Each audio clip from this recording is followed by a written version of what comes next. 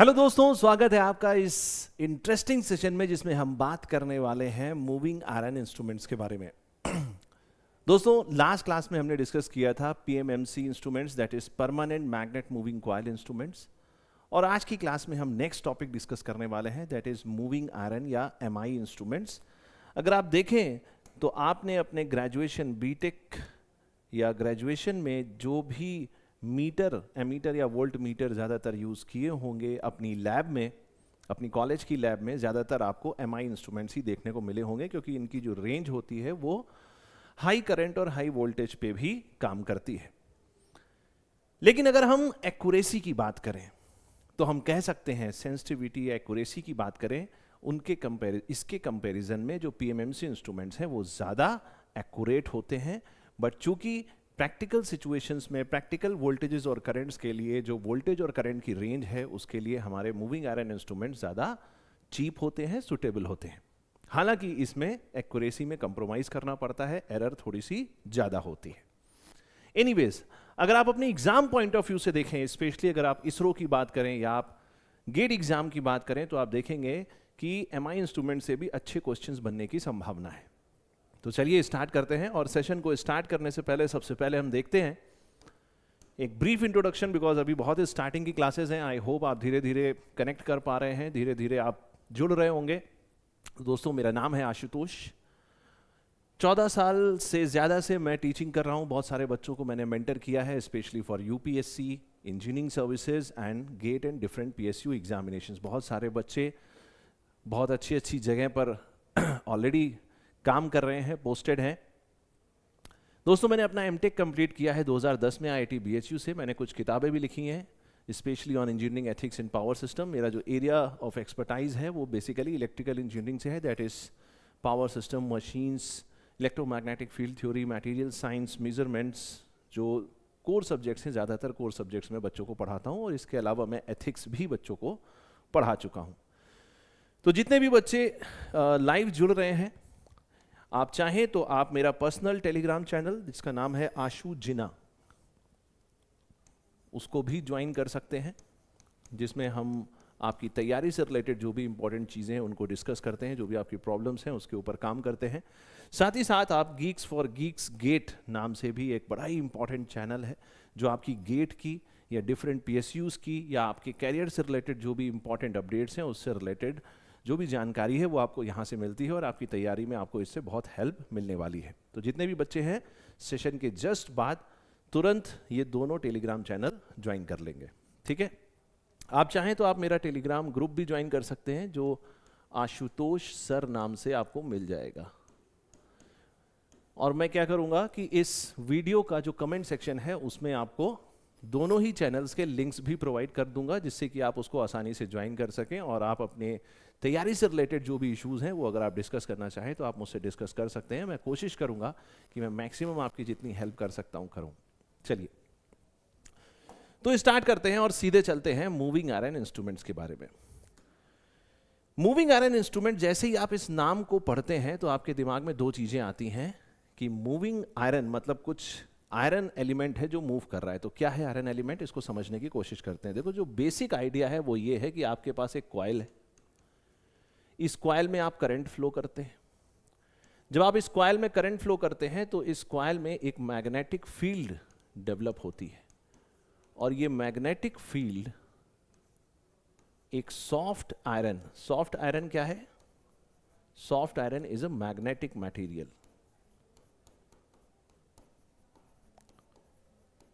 तो ये soft iron क्या करेगा? ये सॉफ्ट आयरन उस कॉइल के अंदर अट्रैक्ट होने की कोशिश करेगा, मिनिमम से मैक्सिमम वैल्यू जो है मैग्नेटिक फील्ड की वहां तक अपने अलाइनमेंट को अटेन करने की कोशिश करेगा, यानी ये मूव करेगा।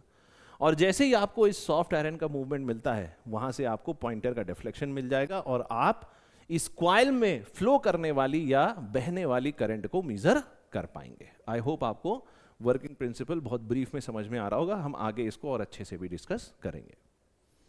लेकिन दोस्तों, अगर हम मूविंग आयरन इंस्ट्रूमेंट्स की बात करें तो हमारे पास दो तरीके के कंस्ट्रक्शन आते हैं, एक है अट्रैक्शन टाइप और एक है रिपल्शन टाइप।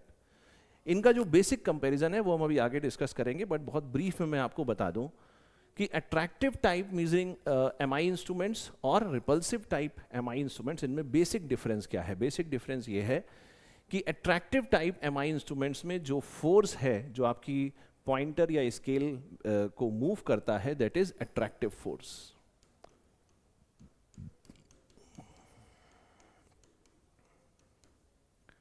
जिसके लिए हम क्या यूज कर रहे हैं? Soft iron.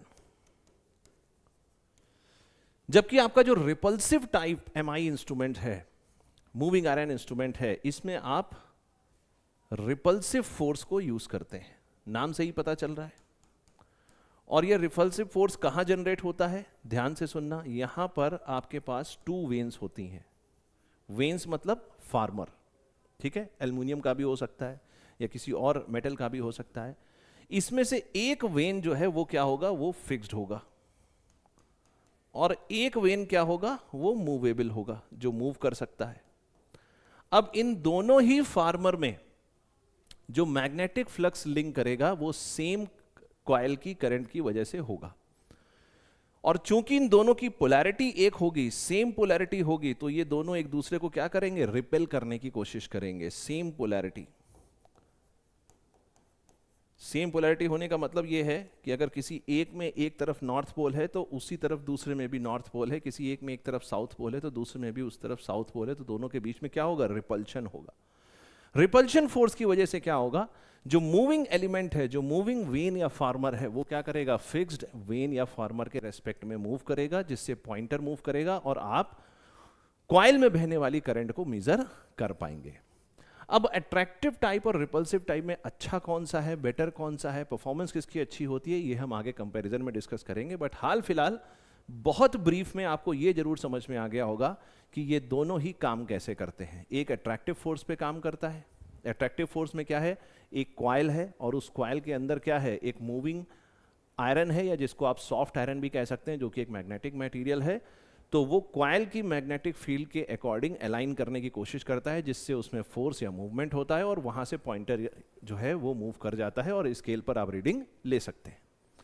रिपल्सिव टाइप में अभी भी आपके पास एक ही कॉइल है, उसमें एक करंट फ्लो कर रही है, बट वो उसका जो मैग्नेटिक फ्लक्स है वो 2 वेन्स या फार्मर से कनेक्ट हो रहा है या लिंक हो रहा है। और सेम पोलैरिटी की होने की वजह से जो फिक्स्ड और मूवेबल वेन्स हैं वो एक दूसरे को रिपेल करने की कोशिश करते हैं और आपको पॉइंटर का मूवमेंट मिल जाता है। आई होप इतनी बात सबको समझ में आ गई होगी। चलिए आगे बढ़ते हैं और सबसे पहले बात करते हैं अट्रैक्टिव टाइप एमआई इंस्ट्रूमेंट के बारे में। जैसा कि मैंने आपको बताया, अगर आप देखें इस डायग्राम में आप डायरेक्टली देख सकते हैं कि यहां पर आपको एक कॉइल दिखाई दे रही होगी। ये जो सी से रिप्रेजेंट किया गया है ये एक कॉइल है, और उस कॉइल में आपको एक सॉफ्ट आयरन, मूविंग आयरन दिखाई दे रहा होगा, और ये मूविंग आयरन क्या करेगा? आपको पॉइंटर या स्केल पर डिफ्लेक्शन दे देगा। अगर आप देख सकते हैं तो यहां पर आपको दिखाई दे रहा होगा कि यहां पर हम कौन सी डैम्पिंग यूज कर रहे हैं? Hello, air friction damping. Air friction damping हम क्यों यूज करते हैं? सबसे पहले आपको यह समझ में आना चाहिए कि हम डैम्पिंग क्यों यूज करते हैं, बट ये हम बहुत डिटेल में लास्ट क्लास में डिस्कस कर चुके हैं कि डैम्पिंग हम बेसिकली पॉइंटर के ऑसिलेशंस को डैम्प आउट करने के लिए करते हैं। पीएमएमसी इंस्ट्रूमेंट में हम कौन सी डैम्पिंग यूज कर रहे थे? याद करो जरा, जल्दी से बताओ मुझे। पीएमएमसी इंस्ट्रूमेंट्स में स्ट्रॉन्ग मैग्नेटिक फील्ड होती है। क्यों स्ट्रॉन्ग मैग्नेटिक फील्ड होती है? क्योंकि यहां पर हम परमानेंट मैग्नेट यूज करते हैं, तो यहां पर हम एडी करंट डैम्पिंग यूज कर रहे थे। यस और नो? यहां पर हम एडी करंट डैम्पिंग यूज कर रहे थे। लेकिन अगर आप मूविंग आयरन इंस्ट्रूमेंट्स की बात करें तो मूविंग आयरन इंस्ट्रूमेंट्स में वीक मैग्नेटिक फील्ड होती है। वीक मैग्नेटिक फील्ड होने की वजह से क्या होता है? इलेक्ट्रोमैग्नेट्स बेसिकली आप यूज कर रहे हैं, कॉइल में करंट फ्लो कराकर आप मैग्नेटिक फील्ड डेवलप कर रहे हैं, तो मैग्नेटिक फील्ड वीक है, और वीक मैग्नेटिक फील्ड होने की वजह से हम यहां पर एडी करंट डैम्पिंग यूज नहीं करते या नहीं कर सकते हैं। Eddy current damping is not used, कौन सी डैम्पिंग यूज करते हैं हम? Air friction damping. तो एक बहुत बेसिक सा वन लाइनर क्वेश्चन बनता है, कि मूविंग आयरन इंस्ट्रूमेंट में आप कौन सी डैम्पिंग यूज करते हैं, तो आपको याद होना चाहिए, आपको याद रखना चाहिए कि एयर फ्रिक्शन डैम्पिंग हम यूज करते हैं। आई होप इतनी बात सबको समझ में आ गई होगी। तो आपके पास एक करंट कॉइल है, कॉइल के बीच में एक मूविंग आयरन है, मूविंग आयरन के मूवमेंट से आपको क्या मिल रहा है, पॉइंटर का डिफ्लेक्शन मिल रहा है स्केल पर, ठीक है। और यहां पर हमारे पास एयर फ्रिक्शन डैम्पिंग है।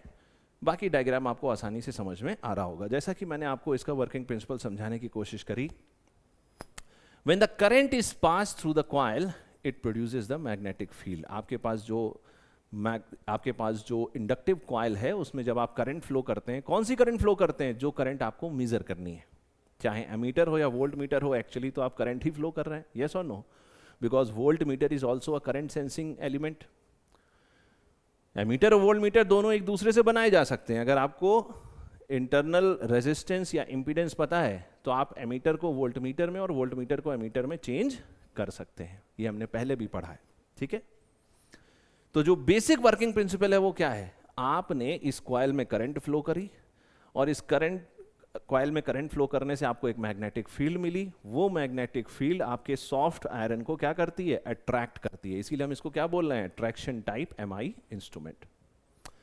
Now this magnetic field linked with the soft iron, which is a magnetic material, it gets a attractive force। इसमें एक attractive force आता है जिसकी वजह से आपका पॉइंटर क्या करता है, deflection करता है। I hope आपको बात समझ में आ रही होगी।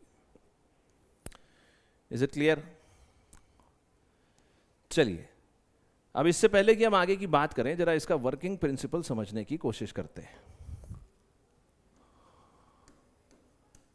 कि ये काम कैसे करता है।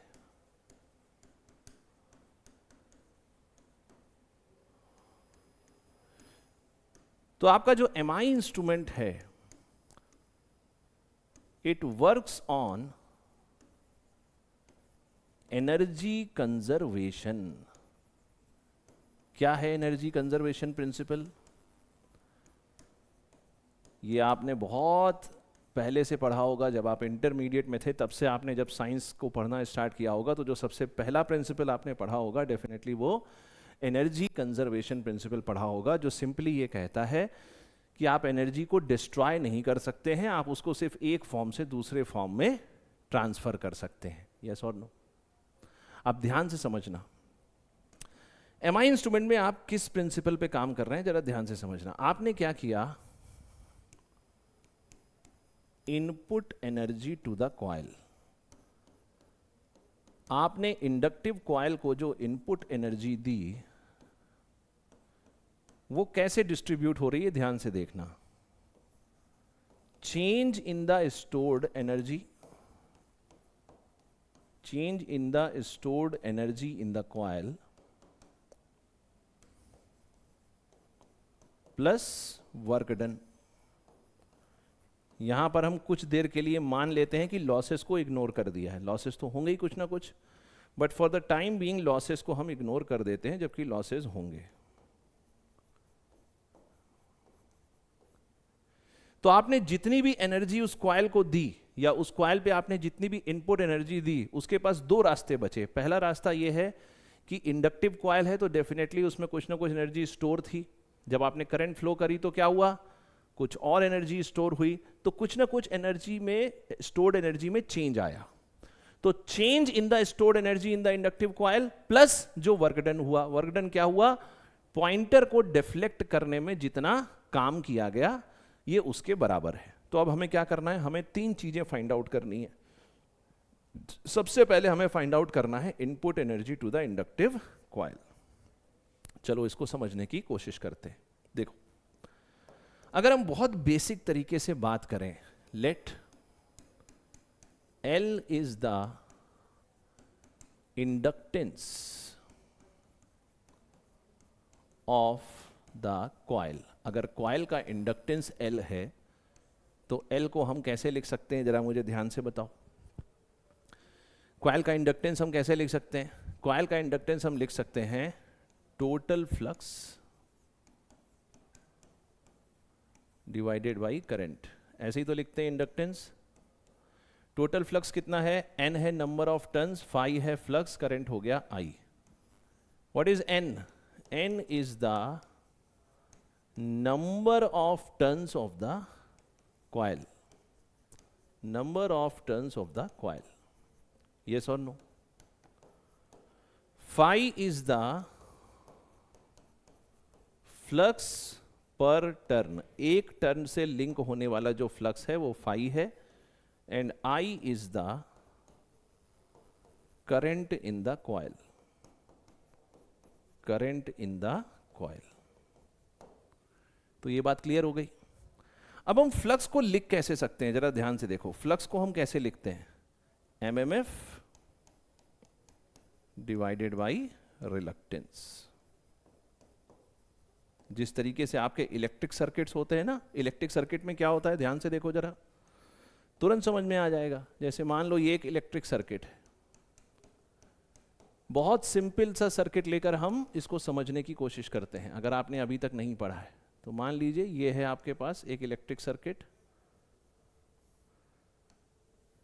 इसका वोल्टेज V है, यहां पर करंट फ्लो कर रही है I और इसका रेजिस्टेंस है R. तो आप क्या लिख सकते हैं, करंट को कैसे लिखेंगे, V/R. ये आपका है इलेक्ट्रिक सर्किट. लेकिन अगर आपके पास एक मैग्नेटिक सर्किट है तो हम कैसे लिखते हैं, ध्यान से देखना. मैग्नेटिक सर्किट, अब मैग्नेटिक सर्किट होगा कैसे, मैग्नेटिक सर्किट होगा कुछ इस तरीके से. ये है आपके पास एक कोर, बिना कोर के तो मैग्नेटिक फ्लक्स एग्जिस्ट नहीं करेगा. यस और नो? तो ये हो गया आपका कोर. अब इस कोर में हमें फ्लक्स जनरेट करना है तो हमें एक एक्साइटिंग कॉइल चाहिए. एक्साइटिंग कॉइल मतलब जिसमें हम करंट फ्लो कराएंगे, और इसमें करंट फ्लो कराई आपने suppose I. Number of turns कितने हैं, n. और ये करंट क्या है, ये AC करंट है मान लो.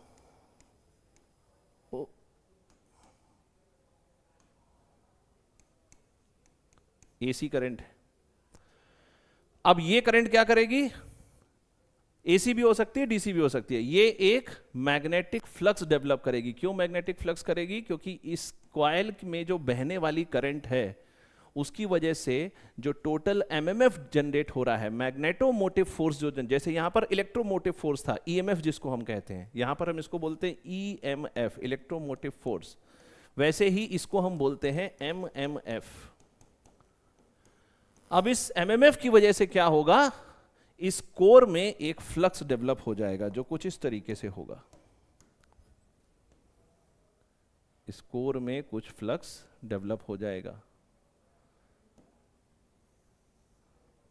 AC भी हो सकता है, DC भी हो सकता है, डिपेंडिंग कि आपका सोर्स कैसा है, AC है कि DC है. तो ये हो गया आपका फ्लक्स. मान लेते हैं ये फ्लक्स का डायरेक्शन है, ठीक है कि नहीं. अब इस मैग्नेटिक सर्किट को हम अपने इलेक्ट्रिक सर्किट की तरह एनालॉजी यूज करके बनाएंगे. तो कैसे बनाएंगे, जरा ध्यान से देखो. एमएमएफ कैसे काम करेगा, सोर्स की तरीके से. लेकिन जब मैग्नेटिक फ्लक्स इस कोर में फ्लो करेगा तो इस पाथ में, इस मैग्नेटिक फ्लक्स के पाथ में कुछ ना कुछ अवरोध होगा. उस अवरोध को, जिसको हम इलेक्ट्रिक सर्किट में रेजिस्टेंस कहते हैं, उसको हम मैग्नेटिक सर्किट में क्या बोलते हैं, उसको हम मैग्नेटिक सर्किट में रिलक्टेंस बोलते हैं. क्या बोलते हैं, रिलक्टेंस. इसको हम रिलक्टेंस बोलते हैं. ये हो गया आपका मैग्नेटिक फ्लक्स और ये हो गया एमएमएफ, दैट इज NI. तो यहां से अगर मैं लिखना चाहूं मैग्नेटिक फ्लक्स तो मैं कैसे लिख सकता हूं, एमएमएफ अपॉन रिलक्टेंस. जैसे करंट क्या था, वोल्टेज अपॉन करंट, उसी तरीके से. अब जरा ध्यान से देखो एमएमएफ है क्या. MMF is nothing but number of turns multiplied by the current, that is ampere turn. और reluctance कितना है, suppose it is RL.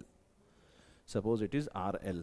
जरा इस वैल्यू को यहां पर रखो तो आपको L की क्या वैल्यू मिल जाएगी, it is N upon I. और phi की क्या वैल्यू है, phi की वैल्यू आई है MMF upon reluctance, NI upon reluctance. तो ये आई आई कैंसिल हो गया, एल कितना आ गया, एन स्क्वायर अपॉन रिलक्टेंस। अब रिलक्टेंस को हम कैसे रिप्रेजेंट करते हैं? Reluctance is L upon mu naught mu R A,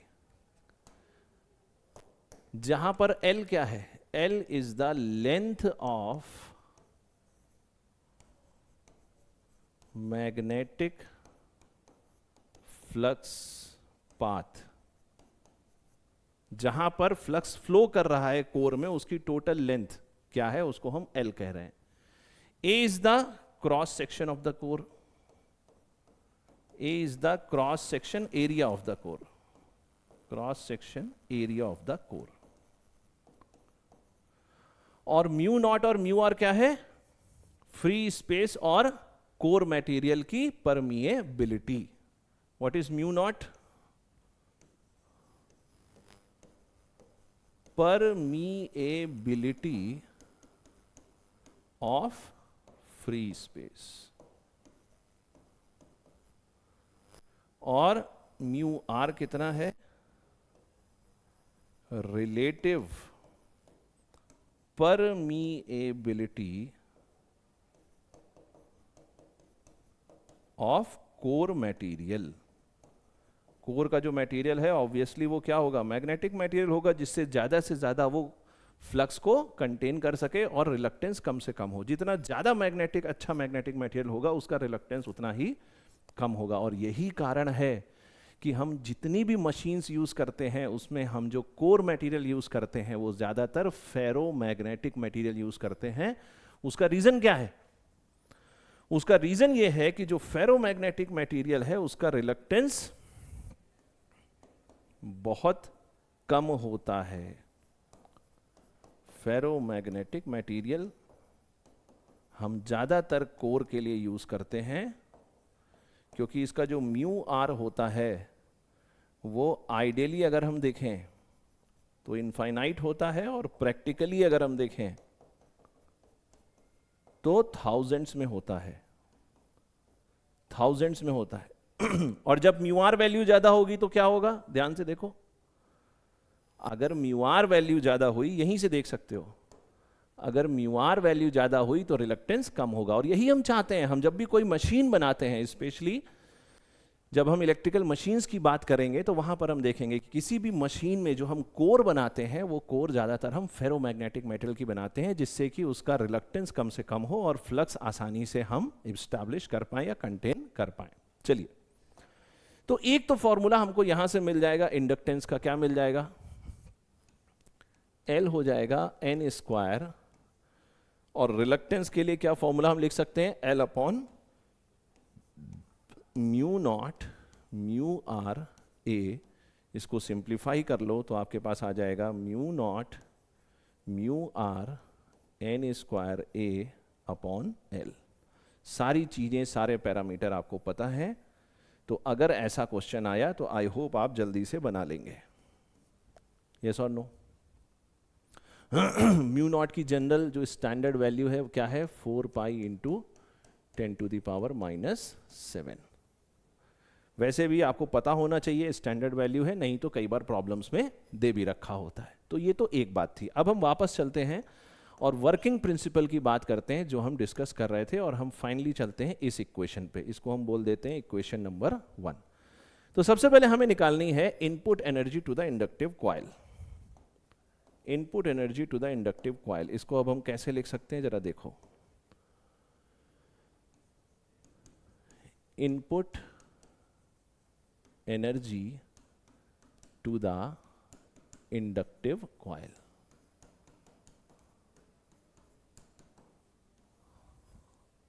सबसे पहले हम बात करेंगे EMF induced in the coil के बारे में। सपोज इट इज V, तो कितना ईएमएफ इंड्यूस होगा? यस, ईएमएफ इंड्यूस हम कैसे लिख सकते हैं,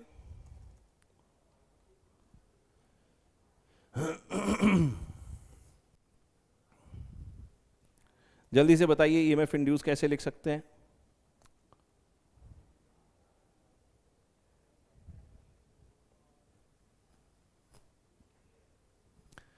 जो सबसे बेसिक प्रिंसिपल आपने पढ़ा है उसको याद करिए।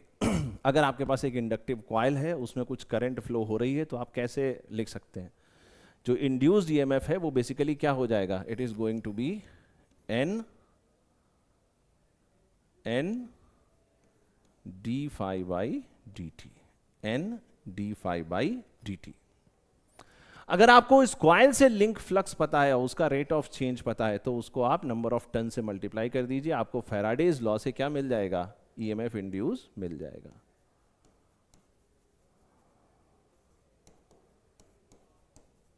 तो हम सीधे चलते हैं और देखते हैं कि हम फ्लक्स को किस तरीके से लिख सकते हैं। यस और नो? फ्लक्स को हम कैसे लिख सकते हैं? तो फ्लक्स को आप सिंपली कैसे लिख सकते हो? फ्लक्स इस, अगर आप इसको इंडक्टेंस से रिलेट करो तो कैसे लिख सकते हो? इंडक्टेंस हम कैसे लिख रहे थे? N phi upon I. Yes और नो? तो यहां से अगर मैं लिखना चाहूं तो मैं कैसे लिख सकता हूं? N phi is equal to L into I. अब जरा टाइम के रेस्पेक्ट में डिफ्रेंशिएट कर दो, तो क्या हो जाएगा? N D phi by D T, और ये क्या हो जाएगा? L D I by D T plus I D L upon D T. क्यों ऐसा कर रहे हैं? क्योंकि हमें नहीं पता कि एल और आई दोनों टाइम के साथ चेंज कर रहे हैं या नहीं कर रहे हैं। हम मान लेते हैं कि दोनों चेंज कर रहे हैं। तो ये N D phi by D T क्या हो गया? N D phi by D T हो गया आपका EMF induce in the coil. तो हम इसको लिख सकते हैं V is equal to L D I by D T plus I D L upon D T. लिख सकते हैं कि नहीं? ये हो गई इक्वेशन नंबर 2। अब देखो इस इक्वेशन में इस इक्वेशन में अगर एनर्जी एनर्जी निकालनी है तो मैं कैसे निकालूंगा? अगर मुझे पावर मिल जाए, एनर्जी कैसे लिखते हैं? ध्यान से देखो, अगर मुझे इनपुट एनर्जी लिखनी है तो मैं कैसे लिखूंगा? मुझे पावर मिल जाए और टाइम पीरियड मिल जाए, क्योंकि पावर को हम कैसे डिफाइन करते हैं? Rate of change in energy with respect to time, या जिस रेट पर आपने एनर्जी को स्पेंड किया है उसको हम पावर कहते हैं। क्लियर है? पावर क्या है? To get the work done, किसी काम को करना इज पावर, या आपने किस रेट से एनर्जी को स्पेंड किया है दैट इज पावर। यानी आप कह सकते हैं कि एनर्जी क्या हो जाएगी? पावर और टाइम का मल्टीप्लिकेशन। बहुत सिंपल तरीके से आप ऐसा लिख सकते हैं। बट डिफरेंशियल में अगर हम बात करें तो इनपुट एनर्जी को हम कैसे लिख सकते हैं? V इंटू आई इंटू डी टी। अगर हम एक बहुत छोटे से टाइम इंटरवल की बात करें, क्योंकि हम बहुत स्मॉल चेंज की बात कर रहे हैं, ठीक है, तो हम लिख सकते हैं input energy is EMF induce into I D T. अब आई डी टी से हम इस इक्वेशन को मल्टीप्लाई कर देंगे, तो इक्वेशन नंबर 2 दोनों साइड में, both sides multiplied by I D T. जरा देखते हैं हमारे पास क्या आता है। लेफ्ट हैंड में आ जाएगा V I D T is equal to, इधर क्या आ जाएगा? L I. अब ध्यान से देखना, आई डी टी से आपने मल्टीप्लाई किया तो एल इंटू आई, और डी टी हट गया तो सिंपली क्या बचा? डी आई प्लस, यहां पर आई से मल्टीप्लाई किया तो आई स्क्वायर, और डी टी चला गया तो आई स्क्वायर डी एल। क्या हो गया? आई स्क्वायर डी एल। ये हो गया आपका इक्वेशन नंबर 3। तो इनपुट एनर्जी तो आपके पास आ गई, इनपुट एनर्जी आपके पास आ गई। अब हमें क्या निकालना है? अब एनर्जी कंजर्वेशन प्रिंसिपल से हमको निकालना है change in the stored energy of the coil and work done. Work done निकालना बहुत आसान है, क्योंकि आपके पास डिफ्लेक्टिंग टॉर्क है और डिफ्लेक्शन एंगल है। तो deflecting torque multiplied by deflection angle, वो वर्क डन हो जाएगा, उसके लिए हमें कोई टेंशन नहीं है। But change in the stored energy हमें निकालनी पड़ेगी। तो चलते हैं और स्टोर्ड एनर्जी में कितना चेंज हुआ है उसको कैसे देखेंगे। तो हम मान लेते हैं कि इंडक्टेंस जो है वो एक छोटे से टाइम इंटरवल के बाद हो जाता है L प्लस डी एल, और करंट हो जाती है I प्लस डी आई। तो इनिशियल स्टोर्ड एनर्जी कितनी हो जाएगी? इनिशियल स्टोर्ड एनर्जी हम सिंपली लिख सकते हैं हाफ एल आई स्क्वायर, क्योंकि पहले इंडक्टेंस L था और करंट I थी। फाइनल स्टोर्ड एनर्जी कितनी हो जाएगी?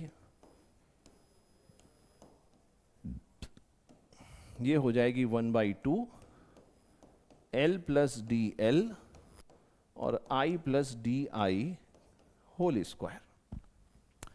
Change in the stored energy कितना हो जाएगा? Change in the stored energy ये हो जाएगा final minus initial stored energy. Final minus initial stored energy.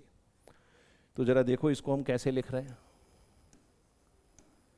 Change in the stored energy क्या हो जाएगा?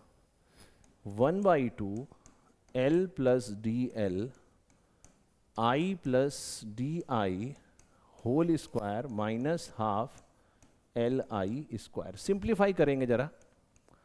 1/2 L प्लस डी एल को ऐसे ही रखो, क्योंकि I प्लस डी आई का स्क्वायर आपको थोड़ा सिंप्लीफाई करना पड़ेगा, तो ये हो जाएगा I square D I square plus 2I D I minus half LI square. अब देखो इसको हम इग्नोर कर देंगे। क्यों इग्नोर कर देंगे? क्योंकि ये हायर ऑर्डर है। ऑलरेडी जो चेंज है उसको हमने बहुत स्मॉल माना है। dt इंटरवल में I और L में जो चेंज हो रहा है उसको हम स्मॉल मान रहे हैं।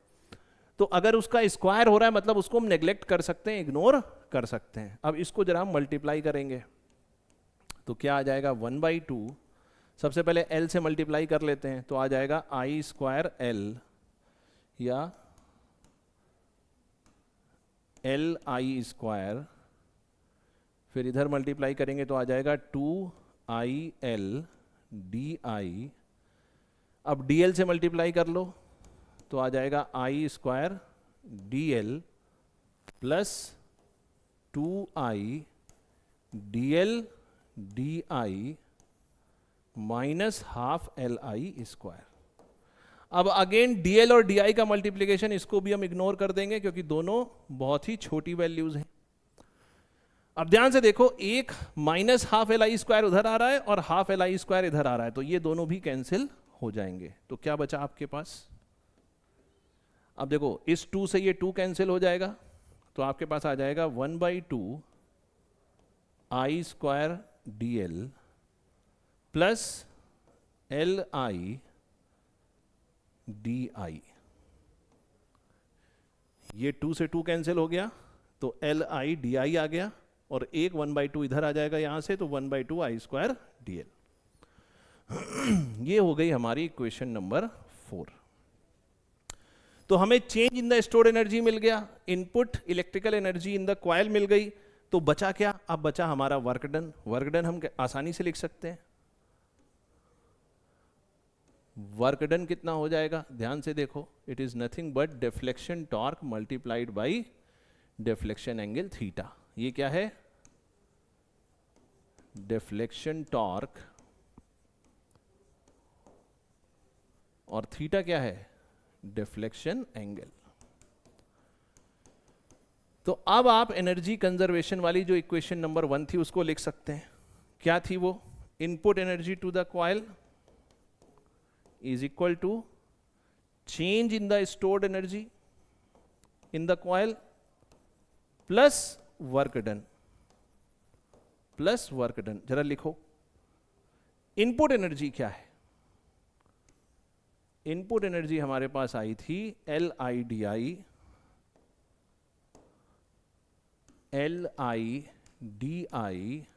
प्लस ये है input energy LIDI plus I square DL। I square DL is equal to change in the stored energy, equation number 3, sorry equation number 4, change in the stored energy. ये है change in the stored energy 1/2 I square DL 1/2 I square DL plus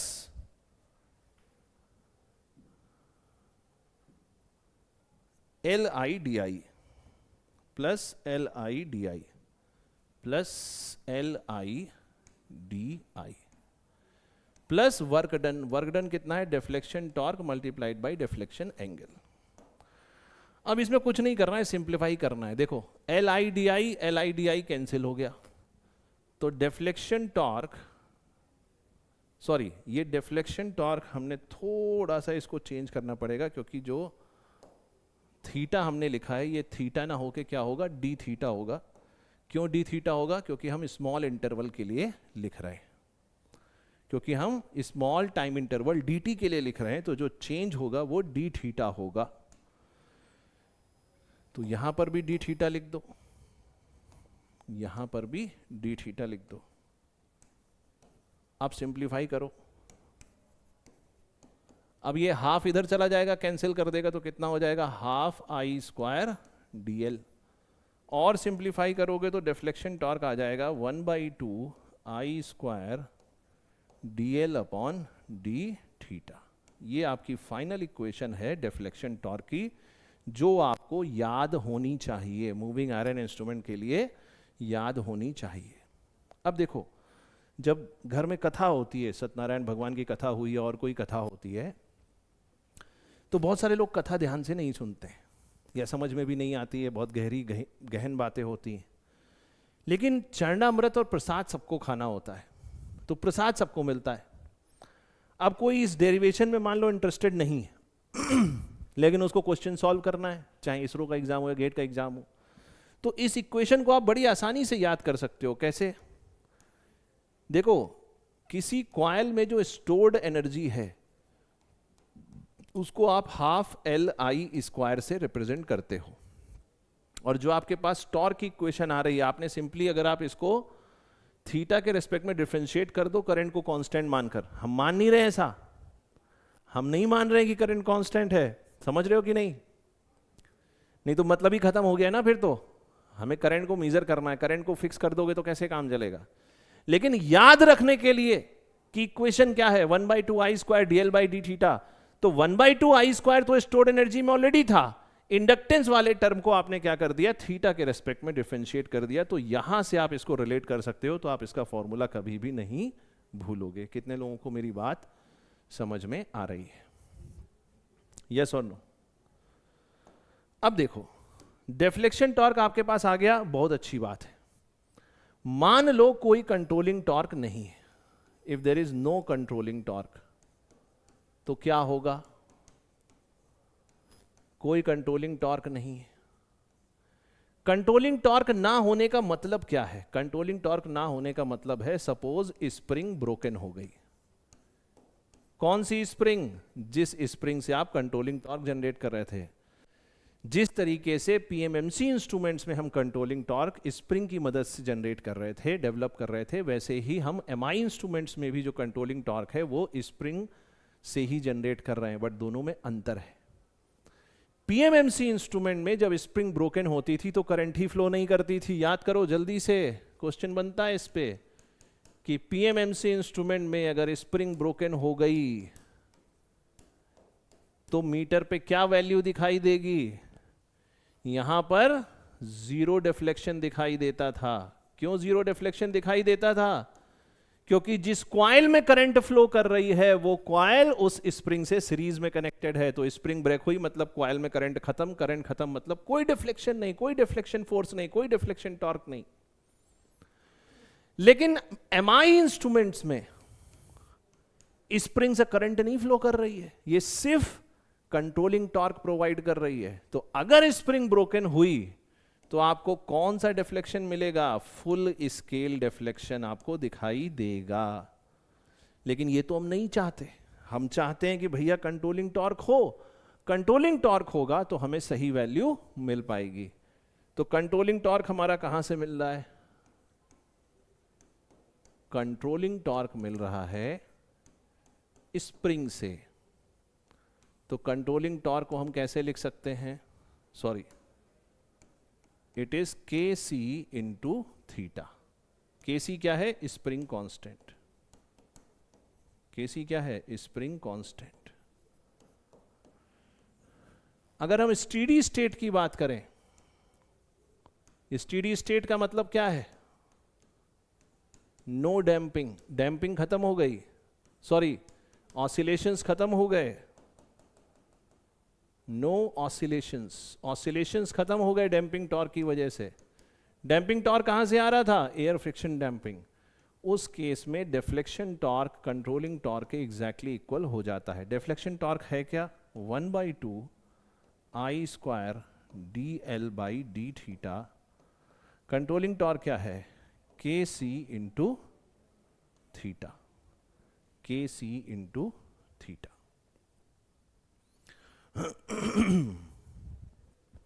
बात समझ में आ रही है कि नहीं? तो इस तरीके से आप एमआई इंस्ट्रूमेंट्स के लिए क्या लिख सकते हैं? एमआई इंस्ट्रूमेंट्स के लिए आप कंट्रोलिंग टॉर्क और डिफ्लेक्शन टॉर्क लिख सकते हैं। आप चाहें तो यहां से थीटा की वैल्यू भी निकाल सकते हैं। थीटा की वैल्यू क्या मिल जाएगी? डिफ्लेक्शन की वैल्यू आपको, it is 1/2 I square upon kc and this is dl upon d theta, dl upon d theta.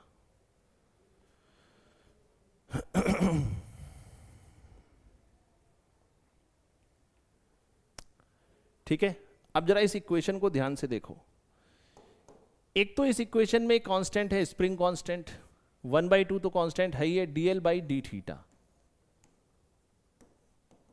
For all practical purposes, ideally हम नहीं कर सकते, बट प्रैक्टिकली हम मान सकते हैं कि जो dl/d थीटा है इज ऑलमोस्ट कांस्टेंट। हम मान लेते हैं, ऐसा है नहीं, इज ऑलमोस्ट कांस्टेंट। तो अगर dl/d थीटा कांस्टेंट हो गया, 1/2 कांस्टेंट है, kc कांस्टेंट है, तो हम कह सकते हैं कि जो थीटा है, डिफ्लेक्शन है, ये किसके डायरेक्टली प्रोपोर्शनल है? करंट के स्क्वायर के डायरेक्टली प्रोपोर्शनल है। सर इससे हमें क्या पता चलता है?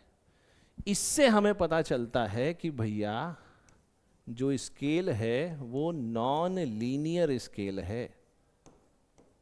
पीएमएमसी में आपको क्या मिल रहा था? Linear scale. वहां थीटा करंट के डायरेक्टली प्रोपोर्शनल था, जो करंट आप मेजर कर रहे थे या जो वोल्टेज आप मेजर कर रहे थे। यहां डायरेक्टली प्रोपोर्शनल नहीं है, यहां स्क्वायर के डायरेक्टली प्रोपोर्शनल है। तो यहां पर आपको जो स्केल देखने को मिलेगा वो कुछ ऐसा देखने को मिलेगा। जरा ध्यान से देखो कैसा देखने को मिलेगा।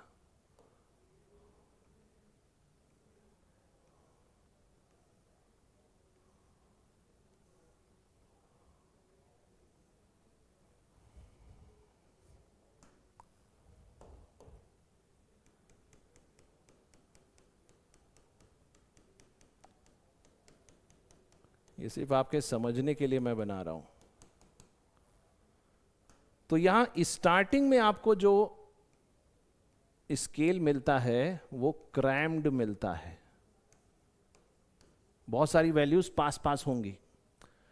फिर कुछ दूरी के लिए आपको जो स्केल मिलता है वो लीनियर स्केल मिलता है, और बाद में जो आपको स्केल मिलता है वो एक्सपेंडेड मिलता है, मतलब वैल्यूज दूर दूर होंगी।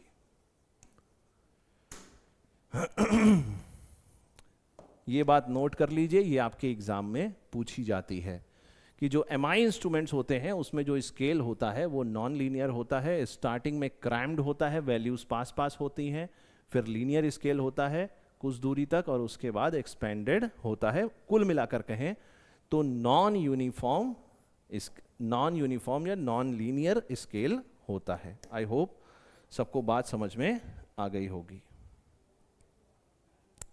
यस और नो? तो चलिए इसके बारे में कुछ बेसिक डिटेल्स हमने जो डिस्कस करी हैं वही उसका एक कंक्लूजन कर लेते हैं, जिससे आपको चीजें आसानी से याद रहें।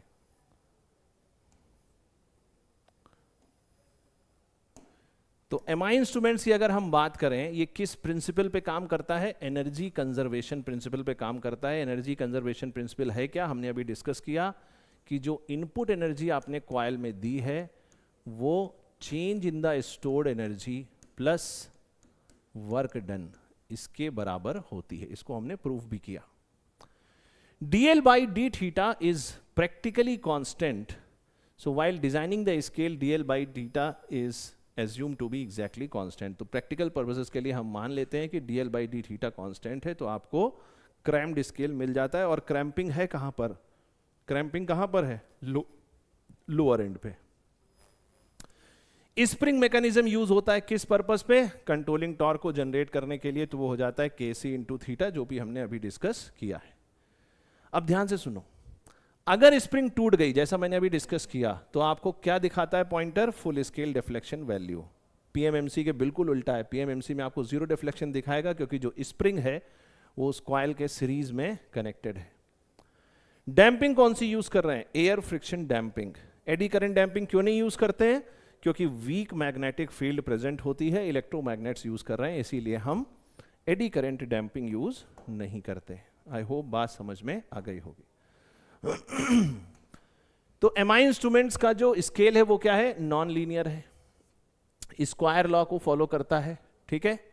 अच्छा, अगर मान लो बहुत गहराई में जाके क्वेश्चन पूछना चाहेगा, इसरो वाला समझ लो बिल्कुल ही, उसने कहा कि नहीं बच्चों को तो हमें परेशान करना है, ऐसा क्वेश्चन देना है, तो हमेशा क्वेश्चन की लैंग्वेज बहुत ध्यान से पढ़ो और अपनी प्रैक्टिस ऐसी बनाओ कि एक ही रीडिंग में क्वेश्चन बिल्कुल समझ में आ जाए। मैंने कई बच्चों को देखा है एग्जाम में, जो क्वेश्चन 30 से 40 सेकंड में सॉल्व हो सकता है, उसको वो 4 से 5 मिनट में इसलिए सॉल्व करते हैं क्योंकि उनको क्वेश्चन 3 से 4 बार पढ़ना पड़ता है, और वो सिर्फ इसलिए होता है, आपकी समझ में कमी नहीं है, आपने प्रैक्टिस नहीं करी है।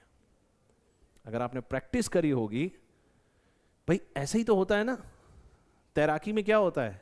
तैरने को सब लोग तैर लेते हैं, लेकिन कुछ लोग वर्ल्ड रिकॉर्ड बनाते हैं और कुछ लोग नहीं बना पाते हैं। क्यों नहीं बना पाते हैं? क्योंकि वो अपने आप को उसके लिए उस हिसाब से तैयार नहीं कर पाते हैं। तो आपका एग्जाम भी ऐसा है, एग्जाम कॉम्पिटिटिव है, हाईली कॉम्पिटिटिव है। ये कोई भेड़ बकरी की लड़ाई नहीं है, शेरों की लड़ाई है, जो हारेगा वो भी शेर है।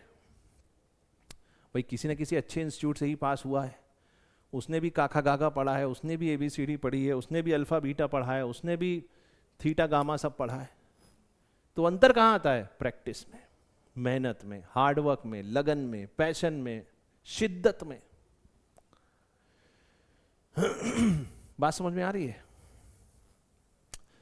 तो करना क्या है? प्रैक्टिस अच्छे से करना है। तो हो सकता है अगर आपको परेशान करना चाहे तो ध्यान से समझना कि ये प्योर स्क्वायर लॉ को फॉलो नहीं कर रहा है। हमने माना है कि dl by D theta constant है, लेकिन कांस्टेंट है थोड़ी, चेंज करता है, तो प्योर नहीं है भैया, प्योर नहीं है, ठीक है। अब देखो दूसरी बात, 90 डिग्री तक ही इसका जो स्केल का लेंथ होता है वो 90 डिग्री तक ही होता है, क्योंकि जो आयरन पीस है वो एक बार कॉइल के अंदर पूरी तरीके से मूव कर गया तो बाहर थोड़ी जाएगा, अट्रैक्शन फोर्स है ना। जैसे सॉफ्ट आयरन है, ये है कॉइल, तो एक बार कॉइल के अंदर पूरा मूव कर गया तो वो 90 डिग्री का ही मूवमेंट दे सकता है, ठीक है कि नहीं। चलो अच्छा देखो, कुछ हद तक ये सही है, पूरा सही नहीं है, इट इज पार्शियली करेक्ट। मतलब repulsive type MI instrument use करके हम इंप्रूव कर सकते हैं नॉन लीनियर स्केल को, बट पूरी तरीके से लीनियर नहीं कर सकते। Complete linear scale is not possible, is not possible. बात समझ में आ रही है? अब ये है आपका रिपल्सिव टाइप, सॉरी ये है आपका रिपल्सिव टाइप, एक second,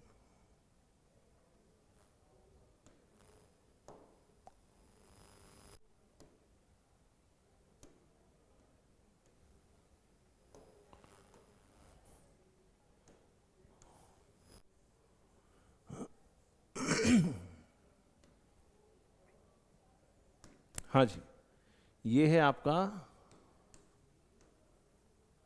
repulsive type instrument. Repulsive type moving iron instrument. अब जैसा मैंने कहा था, ध्यान से देखो, इसमें भी आप क्या यूज कर रहे हो? एक कॉइल यूज कर रहे हो, उसमें करंट फ्लो करा रहे हो, बट यहां पर आप सॉफ्ट आयरन की जगह क्या यूज कर रहे हो?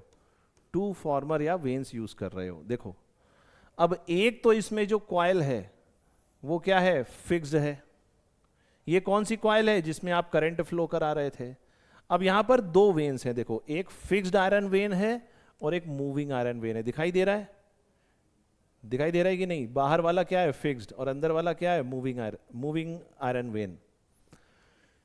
तो बिकॉज सेम पोलैरिटी डेवलप होगी दोनों वेन्स में, सेम कॉइल के फ्लक्स की वजह से हो रही है, तो दोनों में एक रिपल्सिव फोर्स होगा। तो जो मूविंग वाला वेन है, मूविंग वाला जो वार्मर है वो क्या, फॉर्मर है वो क्या करेगा, मूव करेगा, तो उससे पॉइंटर मूव कर जाएगा, तो वहां से आप मेजरमेंट कर सकते हैं। आई होप बात समझ में आ रही है। अगर हम कंपैरिजन करना चाहें और देखें कि मूविंग आयरन इंस्ट्रूमेंट्स में अट्रैक्शन टाइप और रिपल्सिव टाइप में क्या डिफरेंस है, तो अट्रैक्शन टाइप में आप सिर्फ एक ही सॉफ्ट आयरन का पीस यूज कर रहे हो, जबकि यहां पर आप सॉफ्ट आयरन के दो वेन्स यूज कर रहे हो, एक फिक्स्ड है एक मूविंग है। टाइप ऑफ फोर्स की बात करें तो अट्रैक्शन में अट्रैक्शन फोर्स है, रिपल्शन में रिपल्शन फोर्स है, बट दोनों ही मैग्नेटिक फोर्सेस हैं। डिफ्लेक्शन कहां है, जो सॉफ्ट आयरन है अट्रैक्शन टाइप में वो कॉइल में अंदर की तरफ पुल होता है, जबकि रिपल्शन टाइप में क्या हो रहा है, जो मूविंग वाला वेन है या फॉर्मर है वो फिक्स्ड वाले से रिपेल हो रहा है, moving when is pushed away. Attraction type में जो टॉर्क प्रोड्यूस हो रहा है वो कंपैरेटिवली कम होता है, रिपल्शन टाइप में ज्यादा टॉर्क, सेम करंट वैल्यू पर ज्यादा टॉर्क मिलता है, रिपल्सिव फोर्स है। और यही कारण है कि जो repulsion type moving iron instrument होता है वो ज्यादा सेंसिटिव होता है, बिकॉज सेम करंट के लिए ज्यादा फोर्स या टॉर्क प्रोड्यूस कर रहा है, मतलब इसकी सेंसिटिविटी ज्यादा होती है। तो अट्रैक्शन टाइप की सेंसिटिविटी मॉडरेट है और रिपल्शन टाइप की क्या है, ज्यादा है। अट्रैक्शन टाइप का कंस्ट्रक्शन सिंपल होता है, इसीलिए ज्यादातर हम इसके बारे में पढ़ते हैं। इसका कंस्ट्रक्शन थोड़ा सा कॉम्प्लेक्स होता है, बट दोनों का स्केल अगर हम देखें तो दोनों का स्केल क्या है, नॉन लीनियर है। अब सबसे इंपॉर्टेंट बात, मूविंग आयरन इंस्ट्रूमेंट्स, वापस चलते हैं। मूविंग आयरन इंस्ट्रूमेंट्स करंट के स्क्वायर के डायरेक्टली प्रोपोर्शनल होते हैं डिफ्लेक्शन में, तो ये एसी और डीसी दोनों में काम करता है, मतलब ये एसी को भी मेजर कर सकता है और डीसी को भी मेजर कर सकता है। और इसीलिए हम ये चाहते हैं कि हमारा जो एमआई इंस्ट्रूमेंट है उसका जो कैलिब्रेशन है, कैलिब्रेशन समझते हो ना,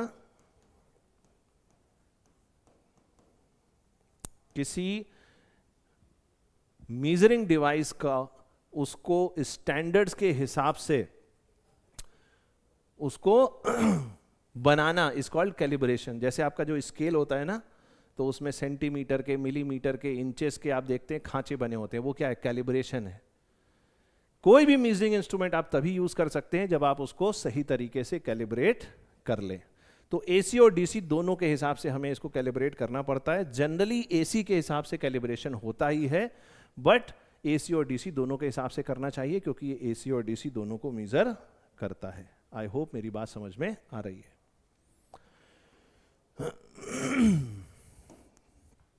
तो जैसा मैंने अभी आपको बताया कि एसी और डीसी दोनों के लिए एमआई इंस्ट्रूमेंट्स काम करेंगे। पीएमएमसी किसके लिए काम करता था, सिर्फ और सिर्फ डीसी के लिए काम करता था। एमआई इंस्ट्रूमेंट्स दोनों के लिए काम करेंगे।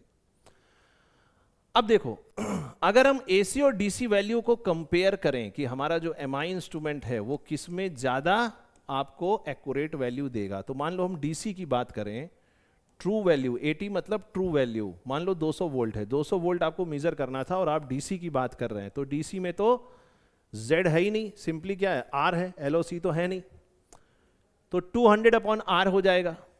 लेकिन जब आप AC की बात करेंगे, सेम 200 वोल्ट मेजर करने में यहां पर आपके पास है Z, और Z क्या होगा, R + j⍵L, कुछ ना कुछ एडिशनल इंडक्टिव रिएक्टेंस होगा। तो डेफिनेटली जो वैल्यू आप मेजर करेंगे वो 200 वोल्ट ना होके कुछ कम होगी।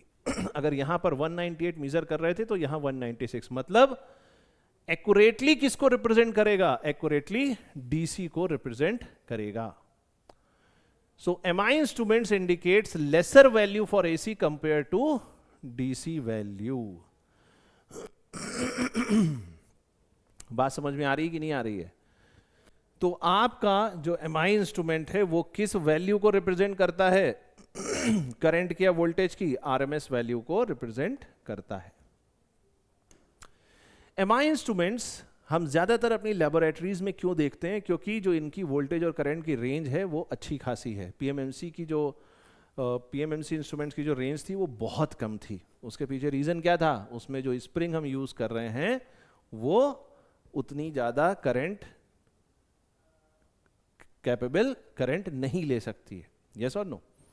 लेकिन यहां पर क्या हो रहा है, आपकी जो इंडक्टिव कॉइल है वो अच्छी खासी करंट ले सकती है, तो इसकी जो रेंज है वो अच्छी खासी है, लगभग 50 एम्पियर तक और लगभग 750 वोल्ट रेंज तक हम इसको यूज कर सकते हैं, because of the coil magnetic field saturation effect. मतलब एक बार आपकी कॉइल अगर सैचुरेट हो गई उसके बाद वो सही मेजरमेंट नहीं देगी, क्योंकि अगर कॉइल सैचुरेट हो गई तो उसके फ्लक्स में कुछ चेंज होगा ही नहीं, फिर तो फ्लक्स कांस्टेंट ही हो जाएगा। यस और नो?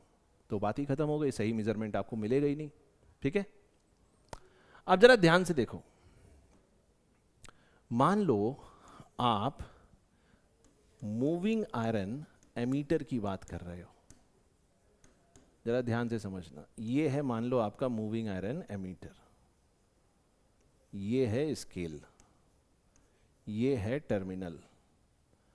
तो सीरीज में कनेक्ट करोगे तो कैसे करोगे? कुछ इस तरीके से करोगे। यस और नो? ये हो गया एमीटर आपका। और मूविंग आयरन वोल्ट मीटर कैसा होगा? उसका कनेक्शन कैसा होगा?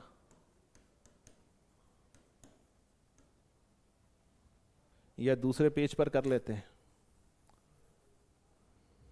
या इसी पेज पे कर लेते हैं, थोड़ा समझने में आसानी होगी, साथ साथ कंपेयर कर पाएंगे। तो ये हो गया मान लो आपका वोल्ट मीटर, इसको कैसे कनेक्ट कर रहे हैं?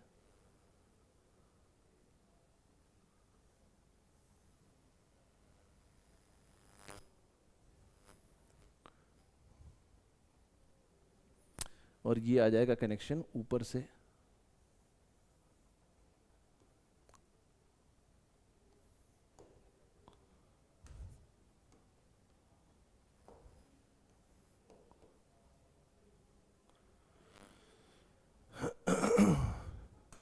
तो वोल्ट मीटर में आप कैसा कनेक्शन कर रहे हैं? वोल्ट मीटर में आप शंट में कनेक्ट करेंगे, और एमीटर में कैसे कनेक्ट करेंगे? सीरीज में कनेक्ट करेंगे। ठीक है, अब जरा ध्यान से देखो। मान लो यहां पर जो करंट फ्लो हो रही है वो है आई, तो आपका जो थीटा है वो किसके प्रोपोर्शनल है? आई स्क्वायर के प्रोपोर्शनल है। आई है क्या? आरएमएस वैल्यू है। I is the RMS value. यहां पर मान लो जो करंट फ्लो कर रही है वो है आई, और इस मीटर में जो करंट फ्लो करी वो है मान लो आई एम। ध्यान से समझना, वो क्या है? I am. अब मान लेते हैं कि इसका जो इम्पीडेंस है या रेजिस्टेंस ही मान लेते हैं बहुत सिंपल करने के लिए, और इसका आर मान लेते हैं, इसका आर एम मान लेते हैं। तो जरा मुझे बताओ इसके अक्रॉस वोल्टेज कितना आ रहा होगा? इसके अक्रॉस वोल्टेज कितना आ रहा होगा? इसके अक्रॉस वोल्टेज आ रहा होगा I M into R M, I M into R M.